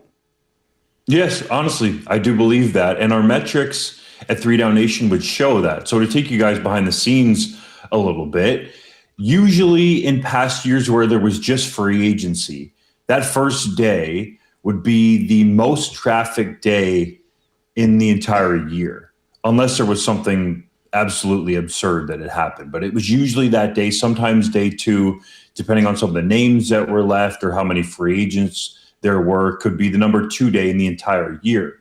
But when I look back over the data last year, we saw, yes, the actual opening day for free agency when the market opened, not the negotiating window, was our biggest day of the year. But there were a bunch of spikes during the negotiating window week or the tampering window week. I know you can't open that window, but when the window actually opens, there was a lot of attention on these signings. So I think you got to be careful when you look at it, because there's a prolonged spotlight, as you alluded to, on the CFL. If you shrink it down to 3 or 4 days, I still think you could achieve the same goal. But if you get rid of it and go back to the old way, are you shrinking that spotlight on the CFL? That's a major question mark.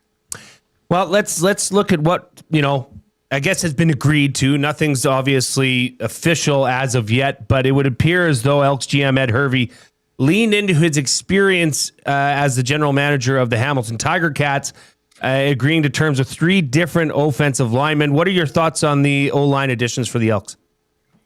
Yeah, I like the O-line additions, and Ed Hervey has said ever since he got to Edmonton, and he talked about it really wherever he's been a GM, that he's going to invest along the line. So you get a couple of guys who are proven tackles, can play at a pretty good level in this league, and then Coulter Woodmansey is a Canadian that can really solidify that group up front from a national standpoint for the Elks. So makes a lot of sense there. I'm sure Cody Fajardo was happy with all those athletic big fellas in front of him.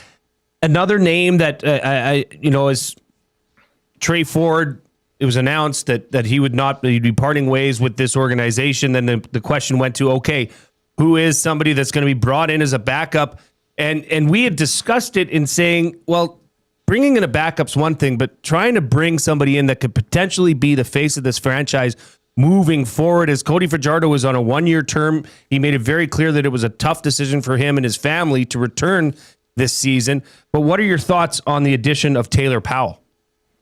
It's definitely intriguing. And if you go back just a couple of years ago, Scott Milanovich was very high on Taylor Powell. And that's when Ed Hervey, the general manager, was there in Hamilton. And also Spencer Zimmerman, who's essentially Hervey's right-hand man there in Edmonton. They know Taylor Powell very well, so they agreed to a deal to steal him away from Hamilton because Bo Levi Mitchell has been on the record, kind of similar to Cody Fajardo, saying that he's year to year. So the Elks are likely going to have to pay up to do it. We'll have the specifics from a contractual perspective when the deal is made official at 3 Down Nation, but Powell did have some upside there. However, he hasn't played football in literally 2 years, guys, because Bo Levi Mitchell has been healthy and throwing for over 5,000 yards in multiple seasons, back-to-back seasons, that is. So I still think there is some upside there with Taylor Powell. As I said, Hervey and Zimmerman know him very well, but it would help for him to actually play some football to see what's there. Justin Dunk from 3 Down Nation joining us on the Oil Country Towing video hotline. So, look, I'm going to throw this one at you about quarterbacks, right? You need one. It certainly helps to have a really, really good one. In the CFL, over the years, we've seen players move around a lot at that position. Was it Kevin Glenn that was under contract by every team or almost every team? Yes, every team at one point. Yeah, so if you can play, you're going to keep getting a job. The thing is, okay, like the next guy, like so in Edmonton, we were blessed. Like I remember, I got season tickets. I remember going to preseason games in 2002 and be like, I wonder who this 15 Ray kid is that got 4 snaps in the fourth quarter. Like where, and like teams sent out these press releases. He led NCAA Division II with 4,500 yards. Like, is that what they're all looking for? Like this kid who didn't play at a big university but had gaudy stats at a lower division, so to speak? Like, is that where they're finding the next great one? They're just taking swings at those types of players. That's where a lot of the quarterbacks have traditionally come from. You look at Eastern Washington, Bo Levi Mitchell, Vernon Adams Jr., I believe Michael O'Reilly came from a school in the same state as well, but it's not necessarily always where you go to. And then I think the other part of this is the development when the quarterbacks actually get onto those CFL teams. And what's adding another layer to this, and we had an article about it on 3 Down Nation, BC Lions general manager Ryan Rigmaiden talking about the impact of these guys getting NIL money. Like there was a quarterback at the University of Kentucky last year that got $1 million and started 2 games. USD. So that's the kind of money these guys are getting in the NCAA. So I think even more so, Reid, that is going to make the scouts look at those lower level schools to hope, and it sounds kind of weird in a way, but that some of those quarterbacks can fall through the cracks and come up to the Canadian Football League. Justin Dunk of 3 Down Nation joining us here on the Reid Wilkins Show, courtesy of the Oil Country Towing video hotline. Let's just try and summarize the events of yesterday and today. Who, in your opinion, was the biggest winner during this tampering window, and who would you say has left a little bit to be desired? I think Edmonton you could mention among the winners at least, but at the top with the best report card grade, because I'm sure people like to talk about it that way, I think you got to give them at least an A, would be the Ottawa Redblacks, a 4-14 team that was last in the Canadian Football League at the end of the 2025 season. They'll pick first overall in the 2026 CFL draft. Well, Sean Burke has been going out and taking some big swings, notably getting Ryan Dinwiddie to come over there as a head coach and general manager, stealing him away from a division rival in the Toronto Argonauts. Then Dinwiddie comes out publicly and says that the Redblacks are going to be aggressive, and that's exactly what they did in free agency. Now, people around the league will tell you, ideally, you draft and develop and you use free agency to supplement at a few positions, but there's other people that believe that you can quickly change the entire outlook of your football team in a free agency period. And the Redblacks have done that. They really had solidified their offensive line, bringing back the group they had last year, and I think Dinwiddie can help get the ball out a little quicker. Had Drew Brown re-signed at a reduced rate. He's the 9th highest paid quarterback in the league. So that allowed them to go out and get a bunch of starters. And I don't have the exact count right now, but I think it's like 6, 7, 8, 9, 10 guys that are contributors, if not starters. So the ones that stick out most to me, running back Greg Bell from Hamilton was a 1,000-yard guy. They steal him away from the Tiger Cats. That's a big get. I love the addition of CJ Reavis at the strong side linebacker position. He's an absolute baller, played well for Saskatchewan, then ended up going back to safety. Antoine Brooks Jr. comes in there. He balls out on a rookie contract. So the Riders are like, well, we can save some money. Plus, safety's a ratio spot for us in terms of Canadians. So that's the only real reason why Reavis wasn't back in Saskatchewan. And then they go grab linebacker A.J. Allen in the same core, who's a rising, young, ratio-breaking Canadian to likely start at that weak side spot. But what I like what they did, we talked about quarterbacks, going out and solidifying that position, getting Jake Maier. So if Drew Brown can't stay healthy or falters, Maier can be that solid number 2. And he comes from Mark Mueller's offensive system, which is similar to Ryan Dinwiddie because those guys used to both be in Calgary together. And I think he'll be able to pick it up very easily. So those are some of the big moves that Ottawa has agreed to terms on, at least so far. All right, Justin, thank you for taking time out of your day to join us and break down and make sense of this. What's coming up for you guys? Are you guys going to have some sort of a wrap-up show, highlighting everything on 3 Down Nation? Where can people follow you, and what can they expect to hear in the coming days? You bet, man. We'll definitely have the 3 Down Nation podcast that goes over the CFL tampering window in detail, and then we'll just be staying up with the latest news. There's still some big names out there. The biggest one, Winton McManus. I've been told that the Ticats are trying to make a push to get him to come down the QEW there. One of many players potentially that have gone from the Argos to Ticats. So just keep it tuned to 3downnation.com for the latest. You can find us on YouTube at 3 Down Nation and then on social media at 3 Down Nation as well. Justin, you are the man. Thank you. We appreciate you hopping on here, and we'll keep tabs on you. We'll have you on here again soon and try and make sense of some more of this beautiful window that we have here in the CFL. Thanks for your time, Justin. Have a good day. Thanks, fellas. I'd like to see somebody jump through that window and attempt to dunk. That Dusty would be epic. Yeah, we can get Dustin to do that. Dusty will do that. Yeah, thanks, buddy. Love having Justin Dunk on the show. Really interesting with the Elks. We were talking about Powell, the quarterback. Interesting guy. Maybe he's the next one in Edmonton after Fajardo, and they certainly beefed up on both sides of the line. Absolutely. Which I like. You can text us at 780-218-9999. The afternoon inbox presented by River Cree Resort and Casino. Check out the River Cree mobile app, free to download. Get exclusive offers and promotions. Get show tickets. Make reservations for hotel rooms. I did it again. Hotel rooms. Make reservations for hotel rooms and restaurants. Safe, secure, and easy to use. You can also go to rivercreeresort.com. I just want to go to something here. I got posted within the last hour. It's on the Players Tribune. That's been a good website over the years, theplayerstribune.com. Connor McDavid wrote something, wrote a piece. I just want to read a couple paragraphs from it.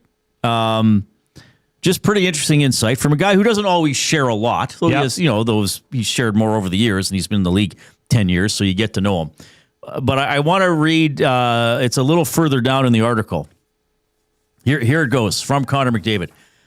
I remember after Game 7 in 24, I had my wedding coming up. My buddies had planned my bachelor party a few days after the last possible game of the season. We happened to be in it, and we happened to lose it. So a few days after the game, me and my buddies were on a plane to the Bahamas. I was not fun to be around. Looking back, I almost have to laugh now because, man, it was just a weird trip. We tried to play golf and it rained. So we sat around having a few beers at the clubhouse and just talking about how sad we were about the series. We left after 2 nights. I remember sitting there holding a beer and kind of staring into the distance like in the movies, just thinking back on the last few months like this isn't how it was supposed to go. In some ways, that was one of the most important moments of my career. It put everything in perspective. You have to learn from the bad times. You have to take something from it. And what I took from it was this. I don't want to play golf. I don't want to sit by the pool. I don't want to be in the Bahamas. I don't need a break or a fresh start. I just want to be in Edmonton playing hockey. I want to get back there again, whatever it takes. If that sounds like a robot, then I guess I'm a robot. But I see it differently. It doesn't feel like work to me. It's just the game that I love. Ever since I was a little kid, it's been the same feeling. It's like every time you step onto a fresh sheet of ice, even if it's at 5 o'clock in the morning, you're just so excited for that Zamboni to come off and for that barn door to swing open so you can hop onto the ice. That's a portion of Connor McDavid's piece in the Players Tribune. Does that surprise you? Not really, but it's cool to hear him state it that bluntly. I don't want to play golf. I don't want to sit by the pool. And this is why, we've got the Olympics are going to ruin Connor. They're going to ruin these guys for the rest of the season. I guess time will tell, but as he's kind of saying there, and there's stuff here about representing Canada and all that, and Four Nations face-off reflections, things like that. He wants to win a gold medal. He wants to win a Stanley Cup. I just was quickly skimming it here. He talked about being a young captain, and great. I want it. Like, was it always easy? Was there pressure? Sure, but he wants it. Like, if the NHL went to 12 months, he'd probably be the first in line. Yeah. Well, that's going to be a must-read for sure. But it is interesting to hear him so honest about his desires and his passion for hockey. Right. Just when you think you understand, you may but that's the thing, Reid. You or I, or pretty much anybody listening, wouldn't get it.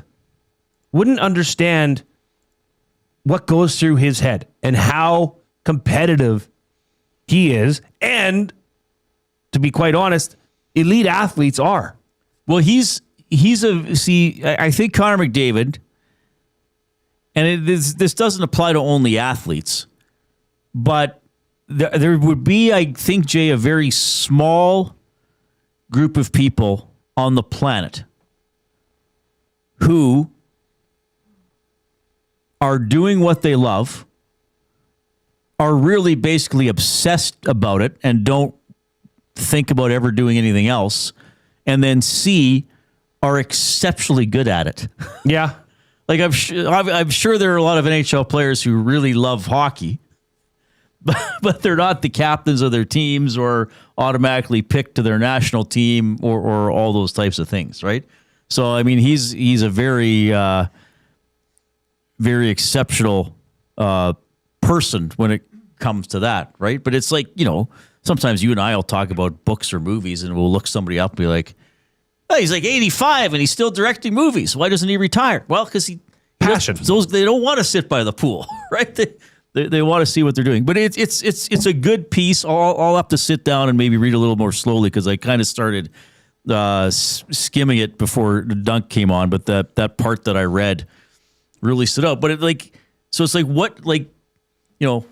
what did you learn from that 7-game loss? Oh, well, I need to step away from the game sometimes, or I need a break. No, I don't want to play golf. I don't want to sit by the pool. I want to get out there and play hockey. Oh, I found it really interesting. Well, okay, so then let's take what you just read there and talk about the game that we just witnessed, right? And breakdowns in the defensive zone, and just not playing a good style or brand of hockey. I think I can say this with almost 100% certainty that he's not just sitting there saying, "Oh well, this stuff matters to these elite athletes." So I know it's easy for you and I and listeners to chime in and say, "Well, they got to do this. They got to do this better." It's not for lack of trying. It's not for lack of they took the night off, right? And maybe you're right with what you're saying is the teams that have exposed them the most. Well, that's no surprise that they're the best in the NHL right now. Right. Or some of the best in the NHL. Right. Just provides a lot of context, I guess, to the journey of Connor McDavid. Yeah. I can't wait to read that. Yeah, it's neat to see him be a little more, and I guess revealing into private moments in his life, like talking about buddies, stuff, going to the bachelor party, all that kind of stuff. So that's on the Players Tribune. Don't read it until after 6, though. Keep listening to us. We went on my stag. I was miserable. Yeah, no kidding. Like that says a lot. I mean, that for a lot of you, you'd think, or a lot of us, you'd say, "Oh, he can just get away for a couple days and forget what just happened." No, apparently not. Well, it sounded like his buddies weren't thrilled either. Well, sure. They wanted to know see him. Win. They know him. And as he's talking about, there was very little gap between, so he still kind of was still also very big in his mind. Interesting stuff, I thought. 780-218-9999 is the River Cree Resort and Casino inbox. Email reid@edmontonsportstalk.com. I don't know why I'm pointing to you. Well, reid@edmontonsportstalk.com, jay@edmontonsportstalk.com. If you're on our YouTube stream today, first of all, subscribe to Edmonton Sports Talk if you've not done so already. You can chat with us and with other people by posting in the nasty chat on YouTube. I got to say, you guys did a great job getting us over 100 thumbs relatively quickly today. A little bit of a stall, though. Let's see if we can push to 130. Yeah. So we need 22 thumbs to get to 130. If you have not hit the thumbs up, then do so now. If you have hit the thumbs up, then click the share button, send the show link off to somebody else via email or text, and get them involved in the great community of nasties of listeners here at Edmonton Sports Talk. Do it now. Do it now. We got Fired Up. I'm curious about Fired Up because Jay has a story that apparently is quite enthralling, It's interesting, bizarre. It's sad. And I don't know what it is. I don't know where to start. Other than that, something happened to me today that I still don't know how I feel about it. Are you a changed man? No. Okay. I'm not. I don't know what to think. I don't know how to feel. All right. Well, we're going to find out. Maybe we'll help you get through your feelings. I think you might have some advice. Sure. It's 5:06, break, Coob, and then Jay's incredible tale. Two guys and a goalie. Hire it or fire it. Patrick Kane's the best American-born player of all time. I'm going to hire it. The hardware alone, the way he played the game, is so dynamic, so much fun to watch, just a fantastic player. I probably got to hire it. I think he is the best. Now, if we go points-wise, like Medano, forget Medano played in the clutch and grab era. He put up a lot Two guys of and a points. goalie, presented by GS Construction. Tuesday and Thursday afternoons at noon, only on Edmonton Sports Talk. Your clear choice for Edmonton sports. Hey Edmonton, did you know a local Play Alberta winner scored over $430,000 on Desert Fantasy? Think about the rec room you could build with that kind of cash. From major casino winners every hour to jackpots worth millions and hundreds of popular games to money that stays in the province, there has never been a better time to sign up for Play Alberta. Download the app today to get started with casino, sports, and lottery, all in one app. Must be 18 plus to play. When you gamble, use your game sense. Sentinel Storage presents Team Canada snowboarder Mark McMorris. Thank you for your continued support, Canada. It's an honor to represent our country. Keep cheering loud, Canada. We feel it. Thank you, Sentinel Storage, official storage partner of Team Canada. Time for a new career in 2026? Or maybe your kid is still pondering their path. Good news! Weiss Johnson is hiring. It's Dennis, and not only are we hiring for heating and air conditioning, we're also looking for experienced plumbers and gas fitters. With the growth in residential development, there's no shortage of opportunities at Weiss Johnson. Choose your path with us. Learn from one of the industry leaders, and we will grow together. Receive great benefits and school reimbursement as well. Visit weiss-johnson.com today. Sentinel Storage presents Team Canada ski cross racer Reese Howden. Being able to represent a country that has done everything to support my dreams is unreal. To stand on the podium and represent Canada, I don't take it for granted at all. Sentinel Storage, proud partner of Team Canada.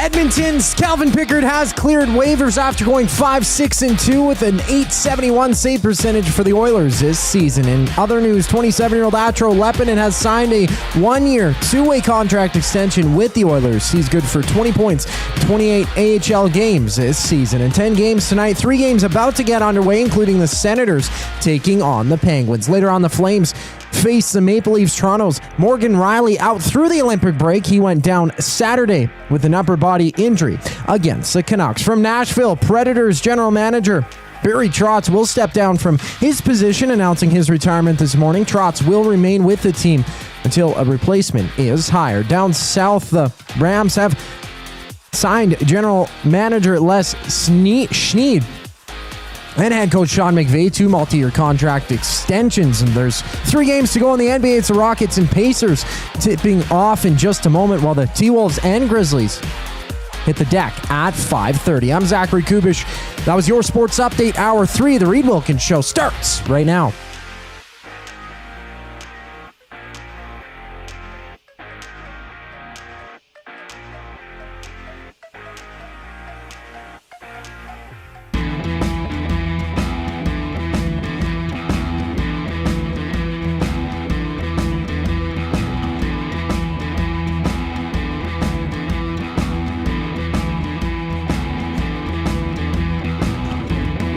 Hope you're having a great Monday afternoon. 10 after 5. Still light out. Look at that. It's beautiful. Look at that. It's beautiful. We are in the Canadian Brewhouse studio during every Oilers game day, like tomorrow at the Canadian Brewhouse. Enter at any Edmonton and area location for your chance to win Oilers home game tickets. Plus, enjoy $1 off Molson Canadian and Coors Light tankards. See in store for details. And that game day tomorrow involves your Edmonton Oilers taking on the Toronto Maple Leafs. But the Oilers beat them back in Toronto earlier this season, didn't they? Yeah, they beat them. So they'll try to sweep the season series. It's a 6:30 game. 5:30 right here on EST for the GCL Diesel Oil Stream pregame show. Then the postgame show on right after the game with Tom Gazzola. I'll be joining him for Reid's Read, presented by Ewell. 8 o'clock game, Oilers and Flames on Wednesday. By the way, the Leafs in Calgary tonight. That's an 8 o'clock game. So you can do it. You can help the Oilers by pre-scouting both teams tonight. Ooh. You can write the games, then maybe send Knobloch a bit of an email. What more could you want to do? Yeah. A pre-scout. You got to help the coach. You got to. Yeah. Send them, make sure you tag them in all your comments. Yeah, absolutely. Hey, hey, Coach Knobloch, I noticed the Leafs play at 34 a lot. Yeah. Might want to watch out for him. You might want to watch out for that guy. How's your mom feel about the Leafs coming to town? I haven't brought it up. Yeah, I don't. Okay. Yeah, I don't. Okay. I don't know if she's. I don't know if she's thrilled. She'd probably. I wonder if she'd cheer for the Flames tonight. Ooh, that's a great question. Yeah. Does her level of disdain for Austin Matthews and the Leafs outweigh the Battle of Alberta? It might. Yeah. That says a lot. And since because the Flames aren't exactly in the race either, I bet you she would sooner see Matthews just suffer tonight. Spite viewing. Yeah. I like that. Yeah. That sounds like a Louise Wilkins thing to do. Oh yeah, she's ready to go. Yeah. And she'd be like, what would be the opposite of a seeker? Like the people who will be waiting outside the Leafs hotel for the autographs. She'd be like a bruiser. Right. Yeah. This unidentified Edmonton woman spent hours outside the Maple Leafs hotel, not hoping to catch a glimpse of Austin Matthews, but take a swing at him. Do you think she'd go for the handshake? Because she's a lovely lady. Right. Austin, can I? And then just do the too cool. Or for they school. just slap him. Or just pinch his cheeks really hard. We might be onto something. Oh, we really might be. All right, let's get fired up for Gemco Fireplaces, proudly serving Edmonton and area for 45 years. The authorized dealer for Napoleon Fireplaces. Whether it's gas or wood burning, look no further than Canadian-made Napoleon Fireplaces. All the Napoleon products you need are available at Gemco, 9281 50th Street. Well, for those of you watching on YouTube, you might have noticed, you may not have noticed, but I went and got a haircut this morning. For those of you not watching, you'll have to take my word for it. He does. He got a nice haircut. I got a trim. Nice. I took it down, high and tight, got my ears lowered. But this was a different lady that I went to see. Okay. Very like she was. They have like senior stylists, and she was one that was available because I had a bit of a time constraint because I didn't want to leave my guy Reid hanging here. Okay. So I took the appointment, and I'm okay with what I mean. You can only do so much with my hair, right? Fair. I mean, it was quite long, right? It was long, so this needed to to come down quite a bit. So we discussed it, as you do. Hey, what were you thinking? And I said, so I showed her kind of what I like to do and how I would prefer to style it. And, this just the way it is, and I'm used to it. But Usually when I get a haircut in this mode right now, I would classify this as slightly too short for me, but I'm okay with it because I know that it'll come into shape and whatever. And I wish I could just press a pause button at a certain length. Right. Okay. That would be a great power to have. Okay. Alas, I'm sitting in the chair. The shampoo part of the program had completed. She's cutting my hair. And she says, well, it's a good thing you got in today because I'm actually leaving. I'm heading out east to a conference on men's toupees. Oh, interesting. And this place that they also do wigs. Okay. But now they want to bring in men's toupees. Okay. And then, so I think, okay, well, yes, I am lucky. And then you've never had this person before? No. Okay. Yes, I am lucky I got in. Right. Because I thought you're doing a wonderful job. Yeah. And she discloses this information. I'm thinking, oh, yeah, sure, I am lucky. I don't think anything of the toupee comment. Okay. But then she follows it up and doubles down with, if you're ever interested.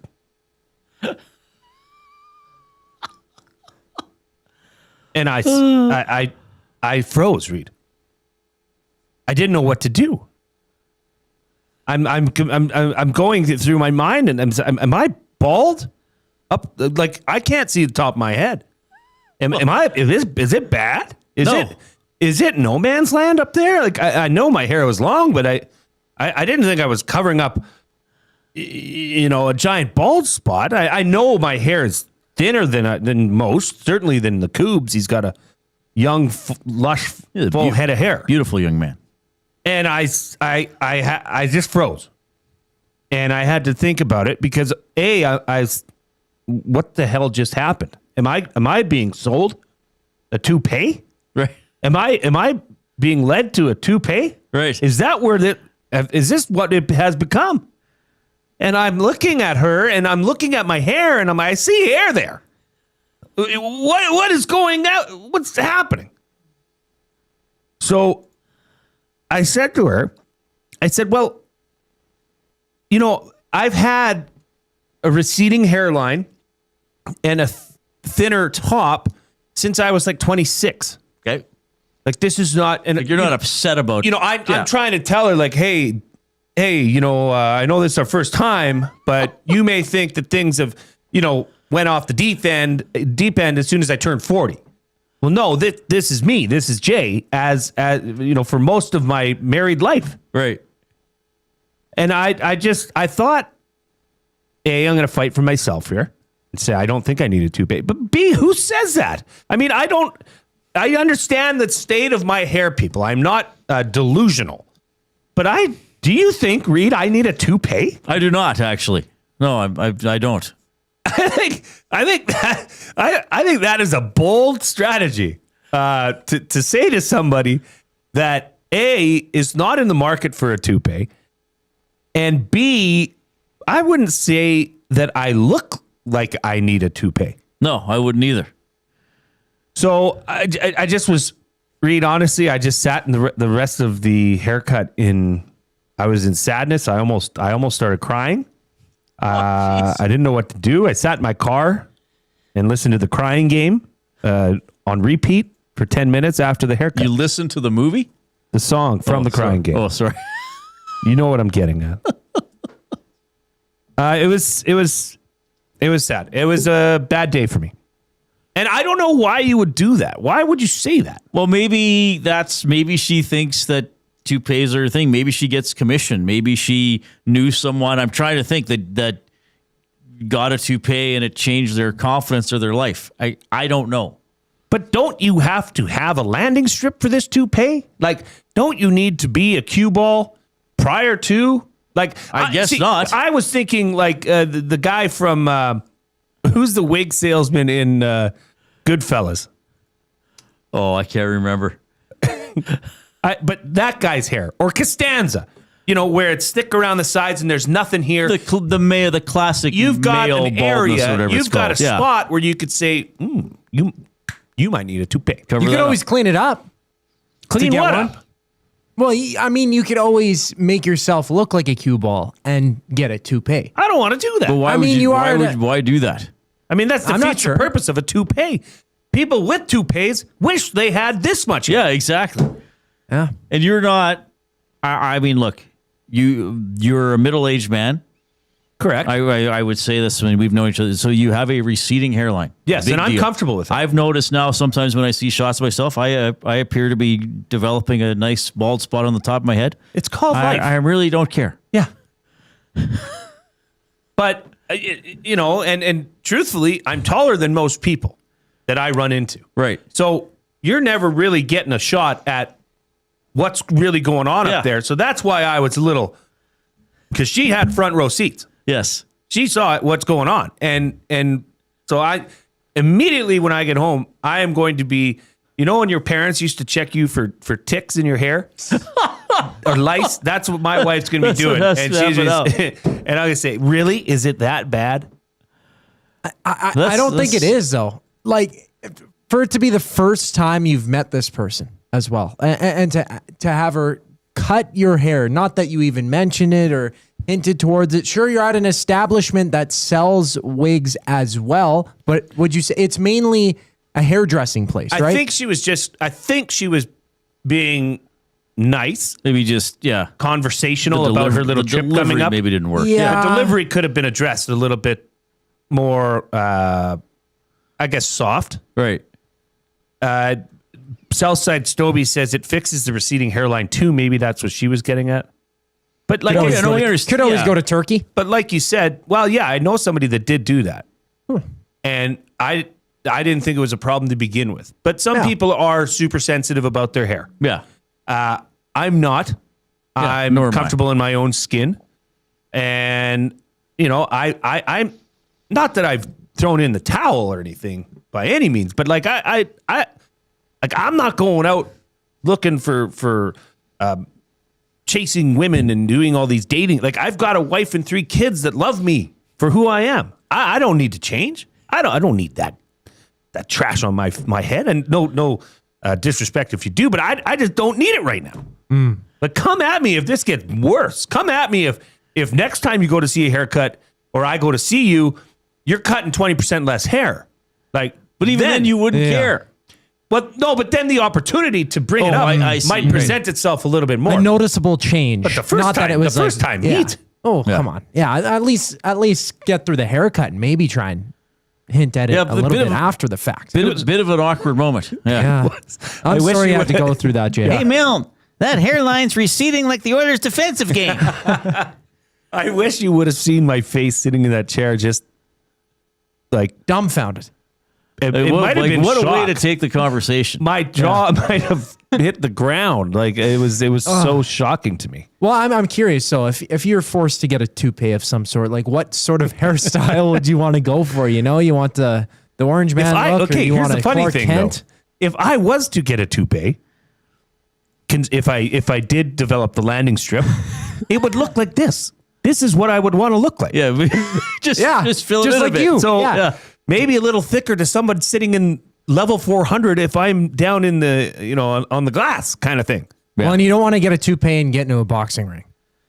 Oh, that was hilarious. Did you see that? Oh, what happened? This guy, this boxing match, and this guy had a toupee on, and he got hit in the head so hard with the shot. Yeah, it looks like he got scalped off. Yeah. It was like a tail going up in the air. Oh, my goodness. You know, one of the clips we like to play on this show is this one. Let's go, girls. That's actually from Shania's album, Come On Over. Here's the coup.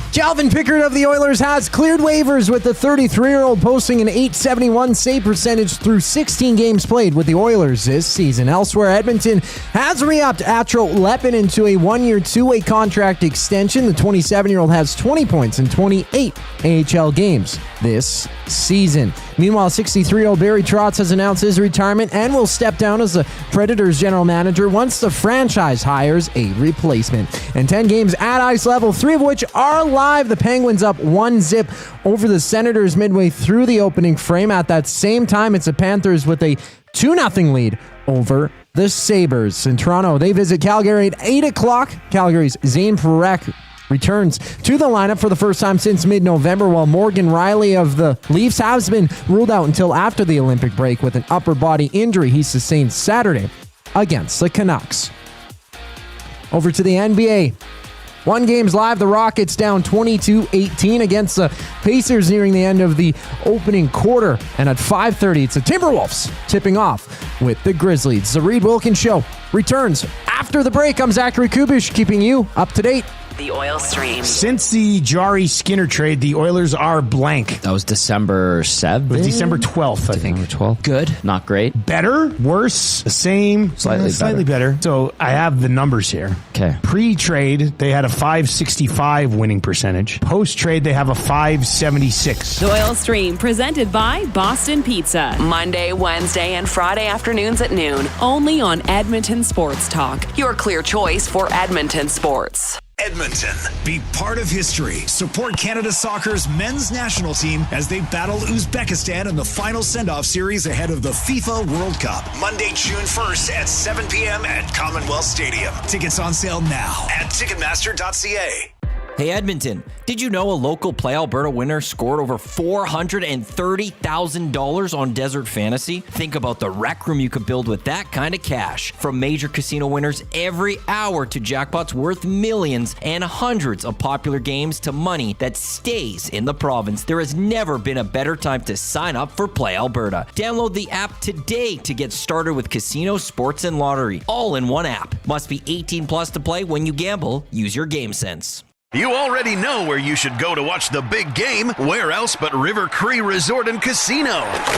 Come out to the venue for the massive football watch party on February 8th. Doors open at 3:30 with kickoff at 4:30. Your $35 ticket includes reserved seating and an all-you-can-eat buffet. Or sit in a premium black leather throne of comfort with the VIP lounge package, just $70 a seat. Don't miss out on the football action. Buy your tickets now at rivercreeresort.com. Must be 18 plus. Real fans don't stroll in at puck drop. They claim territory. They study the screens. They get into their spot, which is why this matters. The Canadian Brewhouse now has happy hour. Brand new. Tons of options. And the good stuff, like our 8-inch 2-topping RCM pizza and our signature Caesar. Monday to Saturday, 2 till 6 p.m. starting at $3.99. That's more than enough reason to come early. New happy hour at the Canadian Brewhouse. If you're serious about game day, we'll see you for happy hour. Looking for quality building materials and friendly advice? Visit us at Windsor Plywood Leduc, family owned and locally run since 1993. From interior materials for doors, flooring, baseboards, and all the finishing touches to all you need for your outdoor projects like cedar lumber for decks and fences, plus all the plywood you'd need. Our full-time on-staff carpenter can help with anything odd-sized or custom, and from domestic hardwoods to exotic selections, we've got you covered. And if we don't have it, we'll track it down for you. Windsor Plywood Leduc. We're the experts you need to know.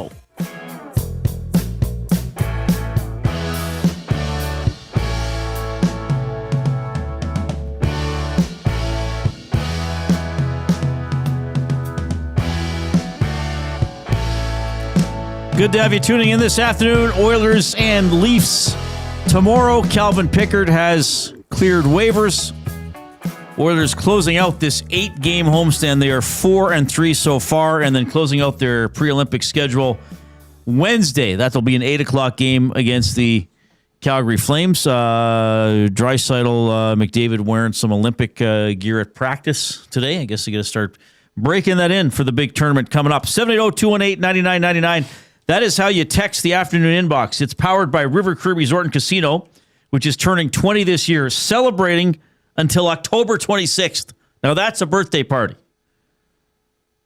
They're going to give away 9 brand new cars. That's a lot. That's a lot. 56 winners of $1,000 in cash. Woo. They're going to have 35 winners of $20,000 in casino free plays and more. Go to rivercreeresort.com. How long is that? Like, we were bugging Jasmine about having month-long birthday celebrations, or week long? How long was she doing? I can't recall. But it was long enough. That's longer than a day. Yes, which is the standard I would. Ours are generally. I'm used to. Yeah. We have a McDavid limerick that came in from Pizza Boy. Amazing. Hanging with his buds for his stag. Turns out the whole thing was a drag. Sitting in tears, drinking some beers, when he should have been in the parade. What, say it again? Yep. Yeah, I know what you're about to say. The fifth line didn't rhyme. It did not. Hanging with his buds for his stag. Turns out the whole thing was a drag. Sitting in tears, drinking some beers, when he should have then been in the Prague. Should have been in Prague. Yes. Prague. I don't know. Oh, Prague would have been. Maybe it's Prague. Yeah. Pizza Boy. Excellent. I always got to try to be positive. Excellent first 4 lines. Yes. There's some funny comments coming in. Kirk from North Battleford says, hot tub time machine, glue guys in a toupee. Leon's body language says, Morty's wigs don't come off. That was it. His name was Morty. Oh, okay. Right.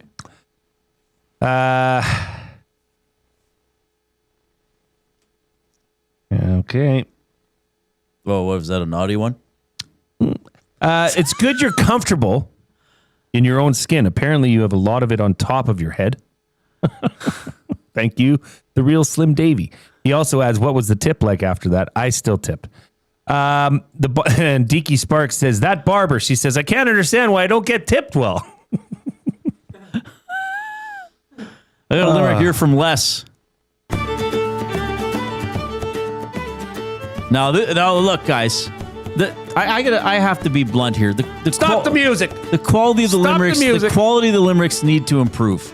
Oh no! Not your sense of humor, but you have to have the right cadence and pattern. Okay, the first 2 lines rhyme and are, I don't know what the correct syllable count is supposed to be, around 10 probably. Lines 3 and 4 rhyme and are short, like 5 syllables max. Like his third and fourth line, Pizza Boy's third and fourth line were excellent. Excellent. He just didn't rhyme the last line with the first one. He was close. Okay, and send in your redo. It's not just that lines 1, 2, and 5 rhyme and lines 3 and 4 line. Those have to be shorter. Okay, so I'm going to read Les's. Start the music. It's Groundhog Day. What did Bob Stoffhog say? Get the Mediterranean chicken. McDavid leaves fans awe-stricken, shadowing the play-by-play. Now, the spirit of that is excellent. Yes. Les, outstanding. Outstanding. For it to be a true limerick, we gotta, that's a poem. Bang, bang, bang. Short, sweet. Just Lines. saying, I have to have standards for the show. Okay? Okay, Pizza Boy is saying that a drag and parade rhymes. No, they don't. I don't know that. What is he talking about? This has been such a good show, and now people are trying to irritate me. This is what I have to deal with. It said it right there. This is what I have to... Parade. Drag, parade. Drag, parade. They don't rhyme. How do those words rhyme? He's trolling us. He's trolling us. He's paying you. Another limerick here for William Mikespear, Poet Laureate of EST. There once was a man named Jay. His curling was A-OK. He wore his ball hat, turned round to the back. And man, am I sore today. Pretty good. There you go. Pretty good. That's in the ballpark. He said it in the nasty chat. I have to be a little more... A drag parade. Like, are we out to lunch? How do those rhyme? Rip City Sep says he hears it. I think we're getting Henway. No, we're getting Henway. They're trying to... This is... A drag. This is directed. A drag parade. No, but it's parade. Parade. A drag. You say it parade. A drag would rhyme with parade better than a drag parade. Did he mean Parag Harrington? Probably. That would have been a funny ending. Padraig, sorry. I forgot the guy's name. And I just want to say, there was a listener, Dances with Wolf, spelled UWULFF, I did get your pictures. He had some great seats yesterday for the skills comp, so I'm going to pass those along to Gager. He will appreciate them. All right.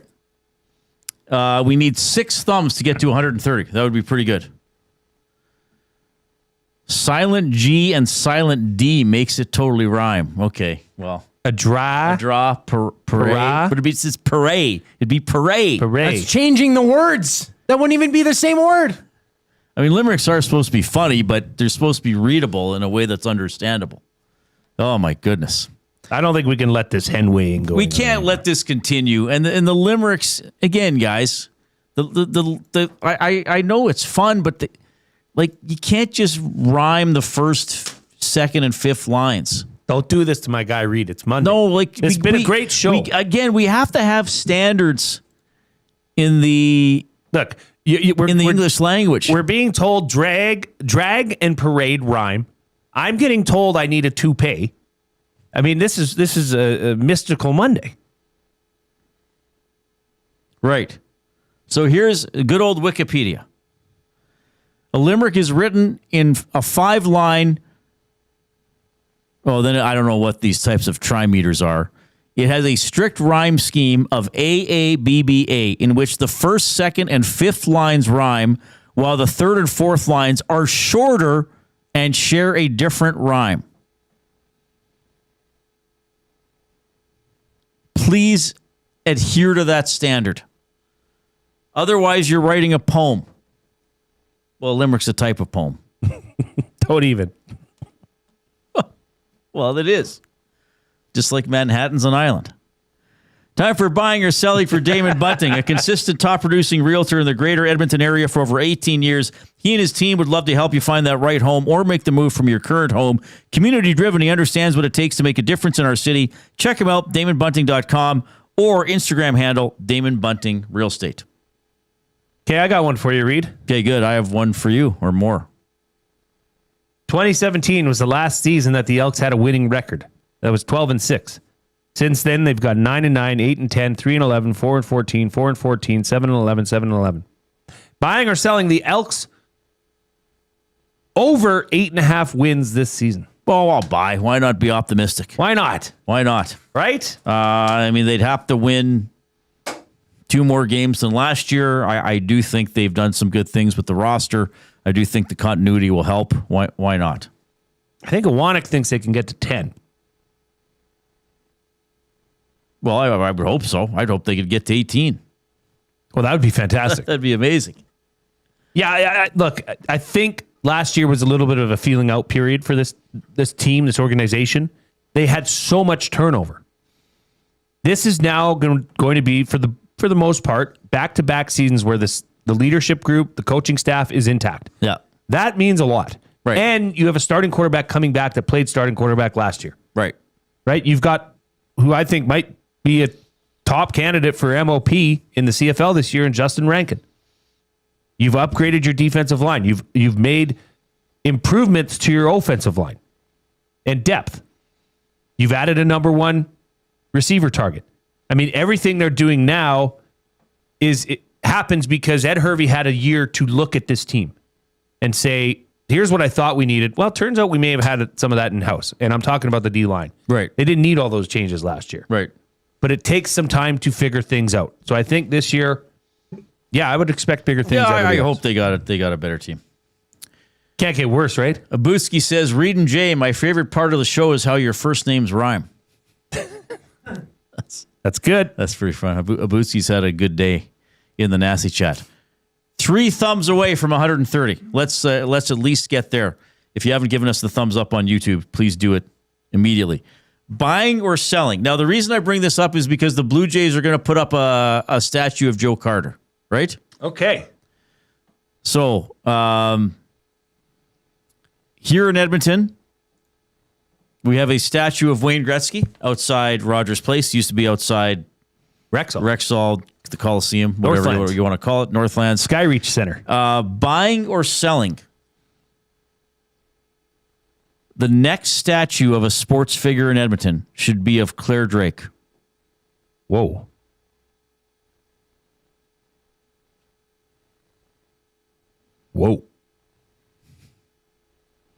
Oh, how can't I buy? Well, maybe I'm missing somebody.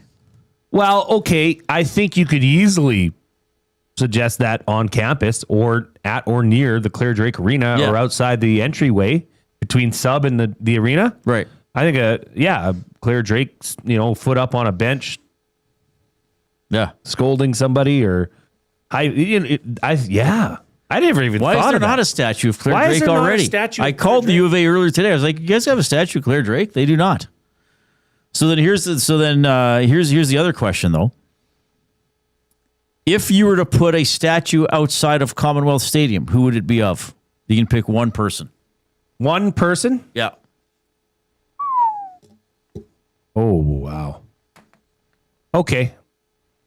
This is my thought right off the top of the head. Right. It would be a player, but doing something very specific. What are you thinking of? I'm thinking of Henry Gizmo Williams in the midst of a backflip. Oh, that would be incredible. I never even thought of that. Yeah, that's what I would do. Yeah. I think the Giz, and this is from my timeline, my existence. I mean, obviously, That is there's a memories great idea of people from older years, but the Giz was the most electric player in the CFL for a long time. Right.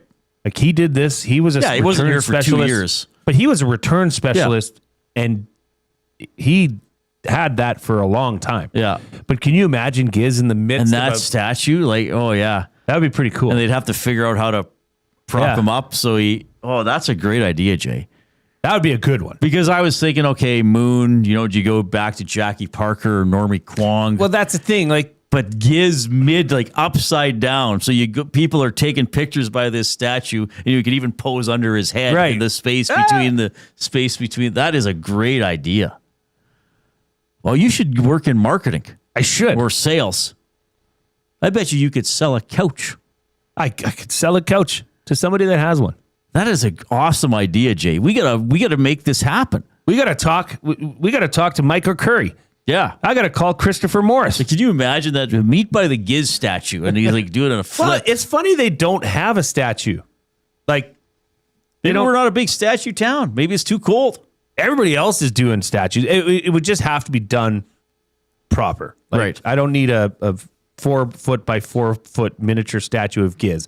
Like this needs to be like the Gretzky one is life size. Yeah, this needs to be life size. But he's and right. In fact, and he's got the football doing the flip. I would even take it one step further because you could look back on the videos of him doing that and looking at his body height and how high he actually jumps. Yes. Like get it appropriate. Yes. And have him almost looking like he's hanging in the air. Yes, absolutely. Or maybe hang it from something. Well, yeah, So they'd have to make it somehow so you could Like go a cantilever. underneath him. Yeah, Have it hanging from a but it cantilever would still, down. it would still need to be supported. Yeah. He's doing a backflip.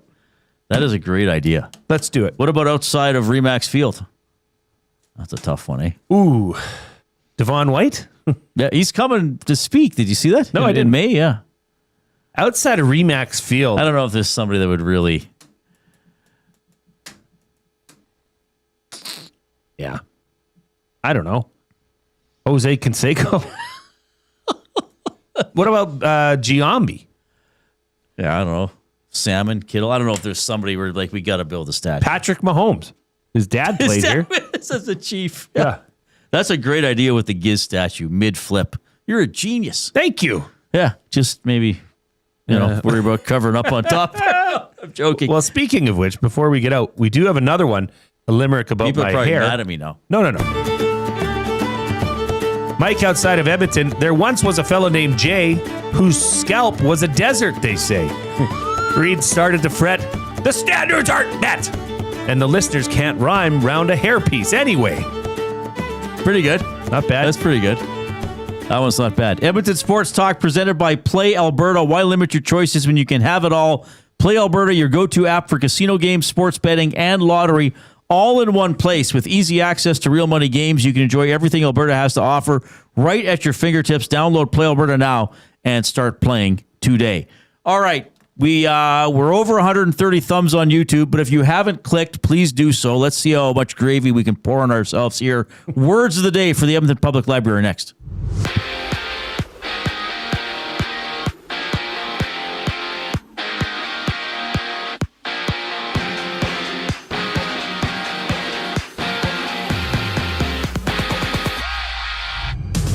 Edmonton's Calvin Pickard has cleared waivers after going 5-6-2 with an .871 save percentage for the Oilers this year. In other news, 27-year-old Atro Lepinen has signed a 1-year, 2-way contract extension with the Oilers. And there's 10 games tonight in the NHL, 4 of which are live. 3 of them nearing the end at the end of the first period. The Islanders up 1-0 over the Caps. Penguins leading over the Senators 1-0, while the Sabres trail the Panthers 2-1. From Nashville, Preds general manager Barry Trotz will step down from his position, announcing his retirement this morning. Trotz will remain with the team until a replacement is hired. In LA, the Rams have signed general manager Les Snead and head coach Sean McVay 2 multi-year contract extensions. Over in the NBA, there's a pair of games live. Early in the first, it's a 7-4 lead for the Timberwolves over the Grizzlies, while midway through the second, 1-point lead for the Pacers over the Rockets. The words of the day for the Edmonton Public Library. Next on The Reid Wilkins Show, I'm Zachary Kubish, and you're up to date. EST Afternoons. Jari postgame. He said the chances we were giving up, some of the shot, they're tough. It's a lot of grade A's, a lot of breakdowns. Some people looked at it one way and said, he's calling out his team. I don't see it that way. He's just being candid. The first thing, he's not a rookie. He's been in the league for a long period of time now. I think it's a really, really good overall assessment of how the Oilers play. EST Afternoons, weekday afternoons 1 to 3, only on Edmonton Sports Talk. Your clear choice for Edmonton sports. At Firehouse Subs, our subs are freshly toasted, stacked high, and crafted to satisfy. Each sub is piled high with premium meats, melty cheese, and toasted to perfection. Firehouse Subs brings bold flavor to every bite, all served on a freshly toasted roll. But we're not just feeding Edmonton, we're fueling it. Dig into the brisket hat trick, piled with slow-smoked brisket and melty cheese. Or go to the Firehouse Subs fan favorite, the Hook and Ladder. Made to order with smoked turkey, honey ham, and Monterey Jack cheese on a perfectly toasted roll. With 15 Firehouse Sub locations across Edmonton and the greater area, it's easy to grab a hot and hearty sub close to home. Firehouse Subs. Hot, hearty, made to satisfy. You already know where you should go to watch the big game. Where else but River Cree Resort and Casino? Come out to the venue for the massive football watch party on February 8th. Doors open at 3:30 with kickoff at 4:30. Your $35 ticket includes reserved seating and an all-you-can-eat buffet. Or sit in a premium black leather throne of comfort with the VIP lounge package, just $70 a seat. Don't miss out on the football action. Buy your tickets now at rivercreeresort.com. Must be 18 plus. The road to the FIFA World Cup runs through Edmonton. See Canada Soccer's men's national team before they take on the world this summer. Canada versus Uzbekistan. June 1st, 7 p.m., Commonwealth Stadium. Tickets at Ticketmaster.ca. Hi there. If you're like me, you like to picture yourself in luxury, even though there's absolutely no way you could afford it. And if you can, well, even better. Thankfully, I picture myself in something that is luxury, but still absolutely affordable, like the all-new Mazda CX-90 from Park Mazda. With the new luxury features like facial recognition settings and quilted detail Napa leather seating, I can pretend to be comfortable with all of my proper settings activated without even touching a button, thanks to Mitch Lewicki and the great staff at Park Mazda. I like to picture Mitch Lewicki as a ninja fighting off evil samurai. Park Mazda, your dealer for life in Sherwood Park off Y Road, parkmazda.ca. Your brand deserves more than just a whisper, it deserves a buzz. At the Hive Product Marketing, they specialize in promotional products that bring the buzz. From eye-catching giveaways to unforgettable keepsakes, they got the perfect products to make your brand stand out and get noticed. Visit the Hive Product Marketing and let them create the buzz your business deserves. The Hive Product Marketing, the official merch partner of Edmonton Sports Talk. Visit them online at thehiveproductmarketing.com. Looking for a winning strategy for your retirement? Contact me, Joaquin Gage at K4 Financial, where expertise meets dedication. I will always look for a careful approach to your retirement, ensuring your financial future is secure. From tailored strategies to clear, actionable advice, I'm here to guide you every step of the way. Don't leave your future to chance. Get in touch with me, Joaquin Gage, today at k4financial.ca or email joaquin.gage@k4financial.ca to start planning for a brighter future and a more secure retirement.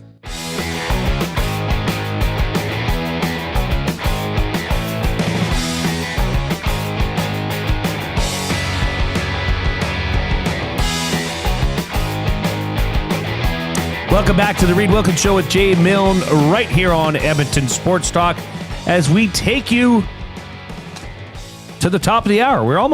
It's almost over, Reid. It's almost home time. You know, sometimes, especially, this show, blink and it's gone. It happened so fast. It really is. You know, I could probably go at least another 15, 20 minutes with you. At least. Settle down. But we've got a limerick. Another limerick. The limericks are flowing like wine today. This one comes in from VR Montenegro. Bad poetry rhyming upsets the show. Good limericking is all about the flow. Reid's losing his mind. The nasty's unkind. Jay's hairline's fine. As a baldy, I know. That's really good. Very good. Edmonton Sports Talk presented by Play Alberta. Why limit your choices when you can have it all? Play Alberta, your go-to app for casino games, sports betting, and lottery all in one place. With easy access to real money games, you can enjoy everything Alberta has to offer right at your fingertips. Download Play Alberta now. Start playing today. We want to get limericks. Oh, yeah. I just felt things were getting a little sloppy, so I should say something. Just like Knobloch might have to say something about the checking in the defensive zone. He might have to. Might have to step in and say, hey, guys, you got to remember, we got to do it this way, okay? Can't just do it your way all the time. There are certain things that are proper. There's standards. There are standards that must be met. Okay. And I'm going to try to meet the standard here. I had some good days last week, couple tough days, but I think overall last week I did pretty well. Mm-hmm. Words of the day for the Edmonton Public Library. Edmonton Public Library has an intellectual freedom campaign. EPL won't tell you what to read, just where to find it. Intellectual freedom is your right to read, watch, listen, and explore ideas without barriers. Intellectualfreedom.ca. The word of the day with Reid and Jay. Oh, I'm sorry. Did I break your concentration? What do they got to say? Say what again? Say what again? I dare you. Let's find out. English, do you speak it? Then you know what I'm saying. Well, 135 thumbs. What if we can get to 140? Let's try. On YouTube. If you haven't clicked it, click it. Okay, so this word came in along with a French version of the same word. What came in? It just magically, like an owl brought it, like in Harry Potter. And please, if you feel that you have a word that should be brought up on this show, give it to an owl. You please send it to me, jay@edmontonsportstalk.com. It will be brought up on the show. As did Jill, our good partner from Paramount Flooring. Oh, nice. Okay. She sent in, they want to adjust their liners to be topical for the month, and this sale's going on. And that's Paramount Flooring is just down the road, by the way. Go check them out for all your flooring needs. Jill from Paramount Flooring sent in the word troubadour. Troubadour.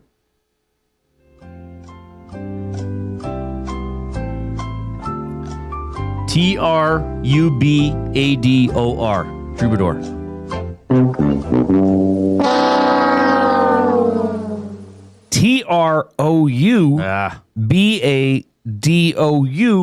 Oh, wow.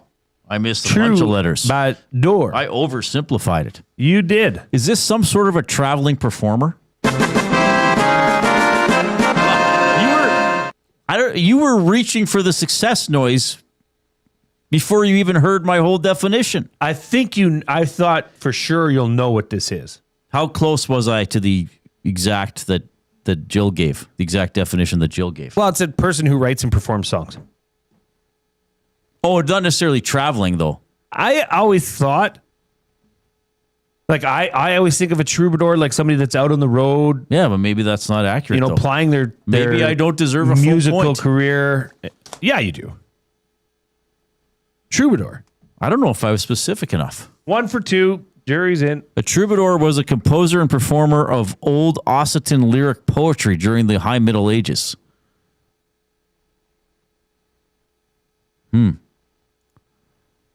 Well, okay, modern usage. Today, the term is used to describe traveling singers, songwriters, or folk musicians. There you go. Nailed it. So I'll take the full point. You take that Even though point. I didn't say music, I think I got it. Rip City Step Troubadour rhymes with Paramount Floor. That's a good point. That is. That's an actual rhyme. Pizza Boy is still saying a drag. Well, he's got an opinion. Parade.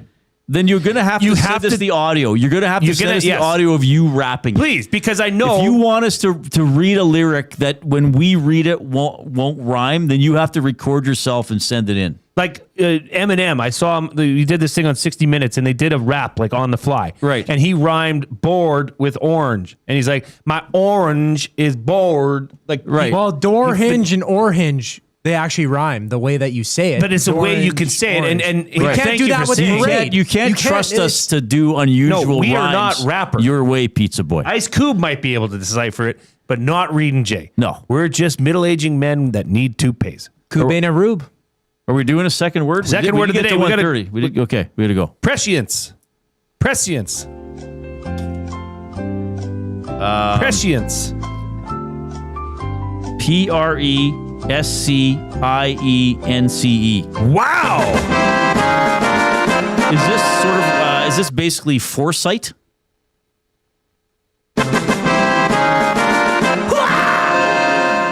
Not bad. Prescience is a formal word used to refer to the ability to see or anticipate what will or might happen in the future. There we go.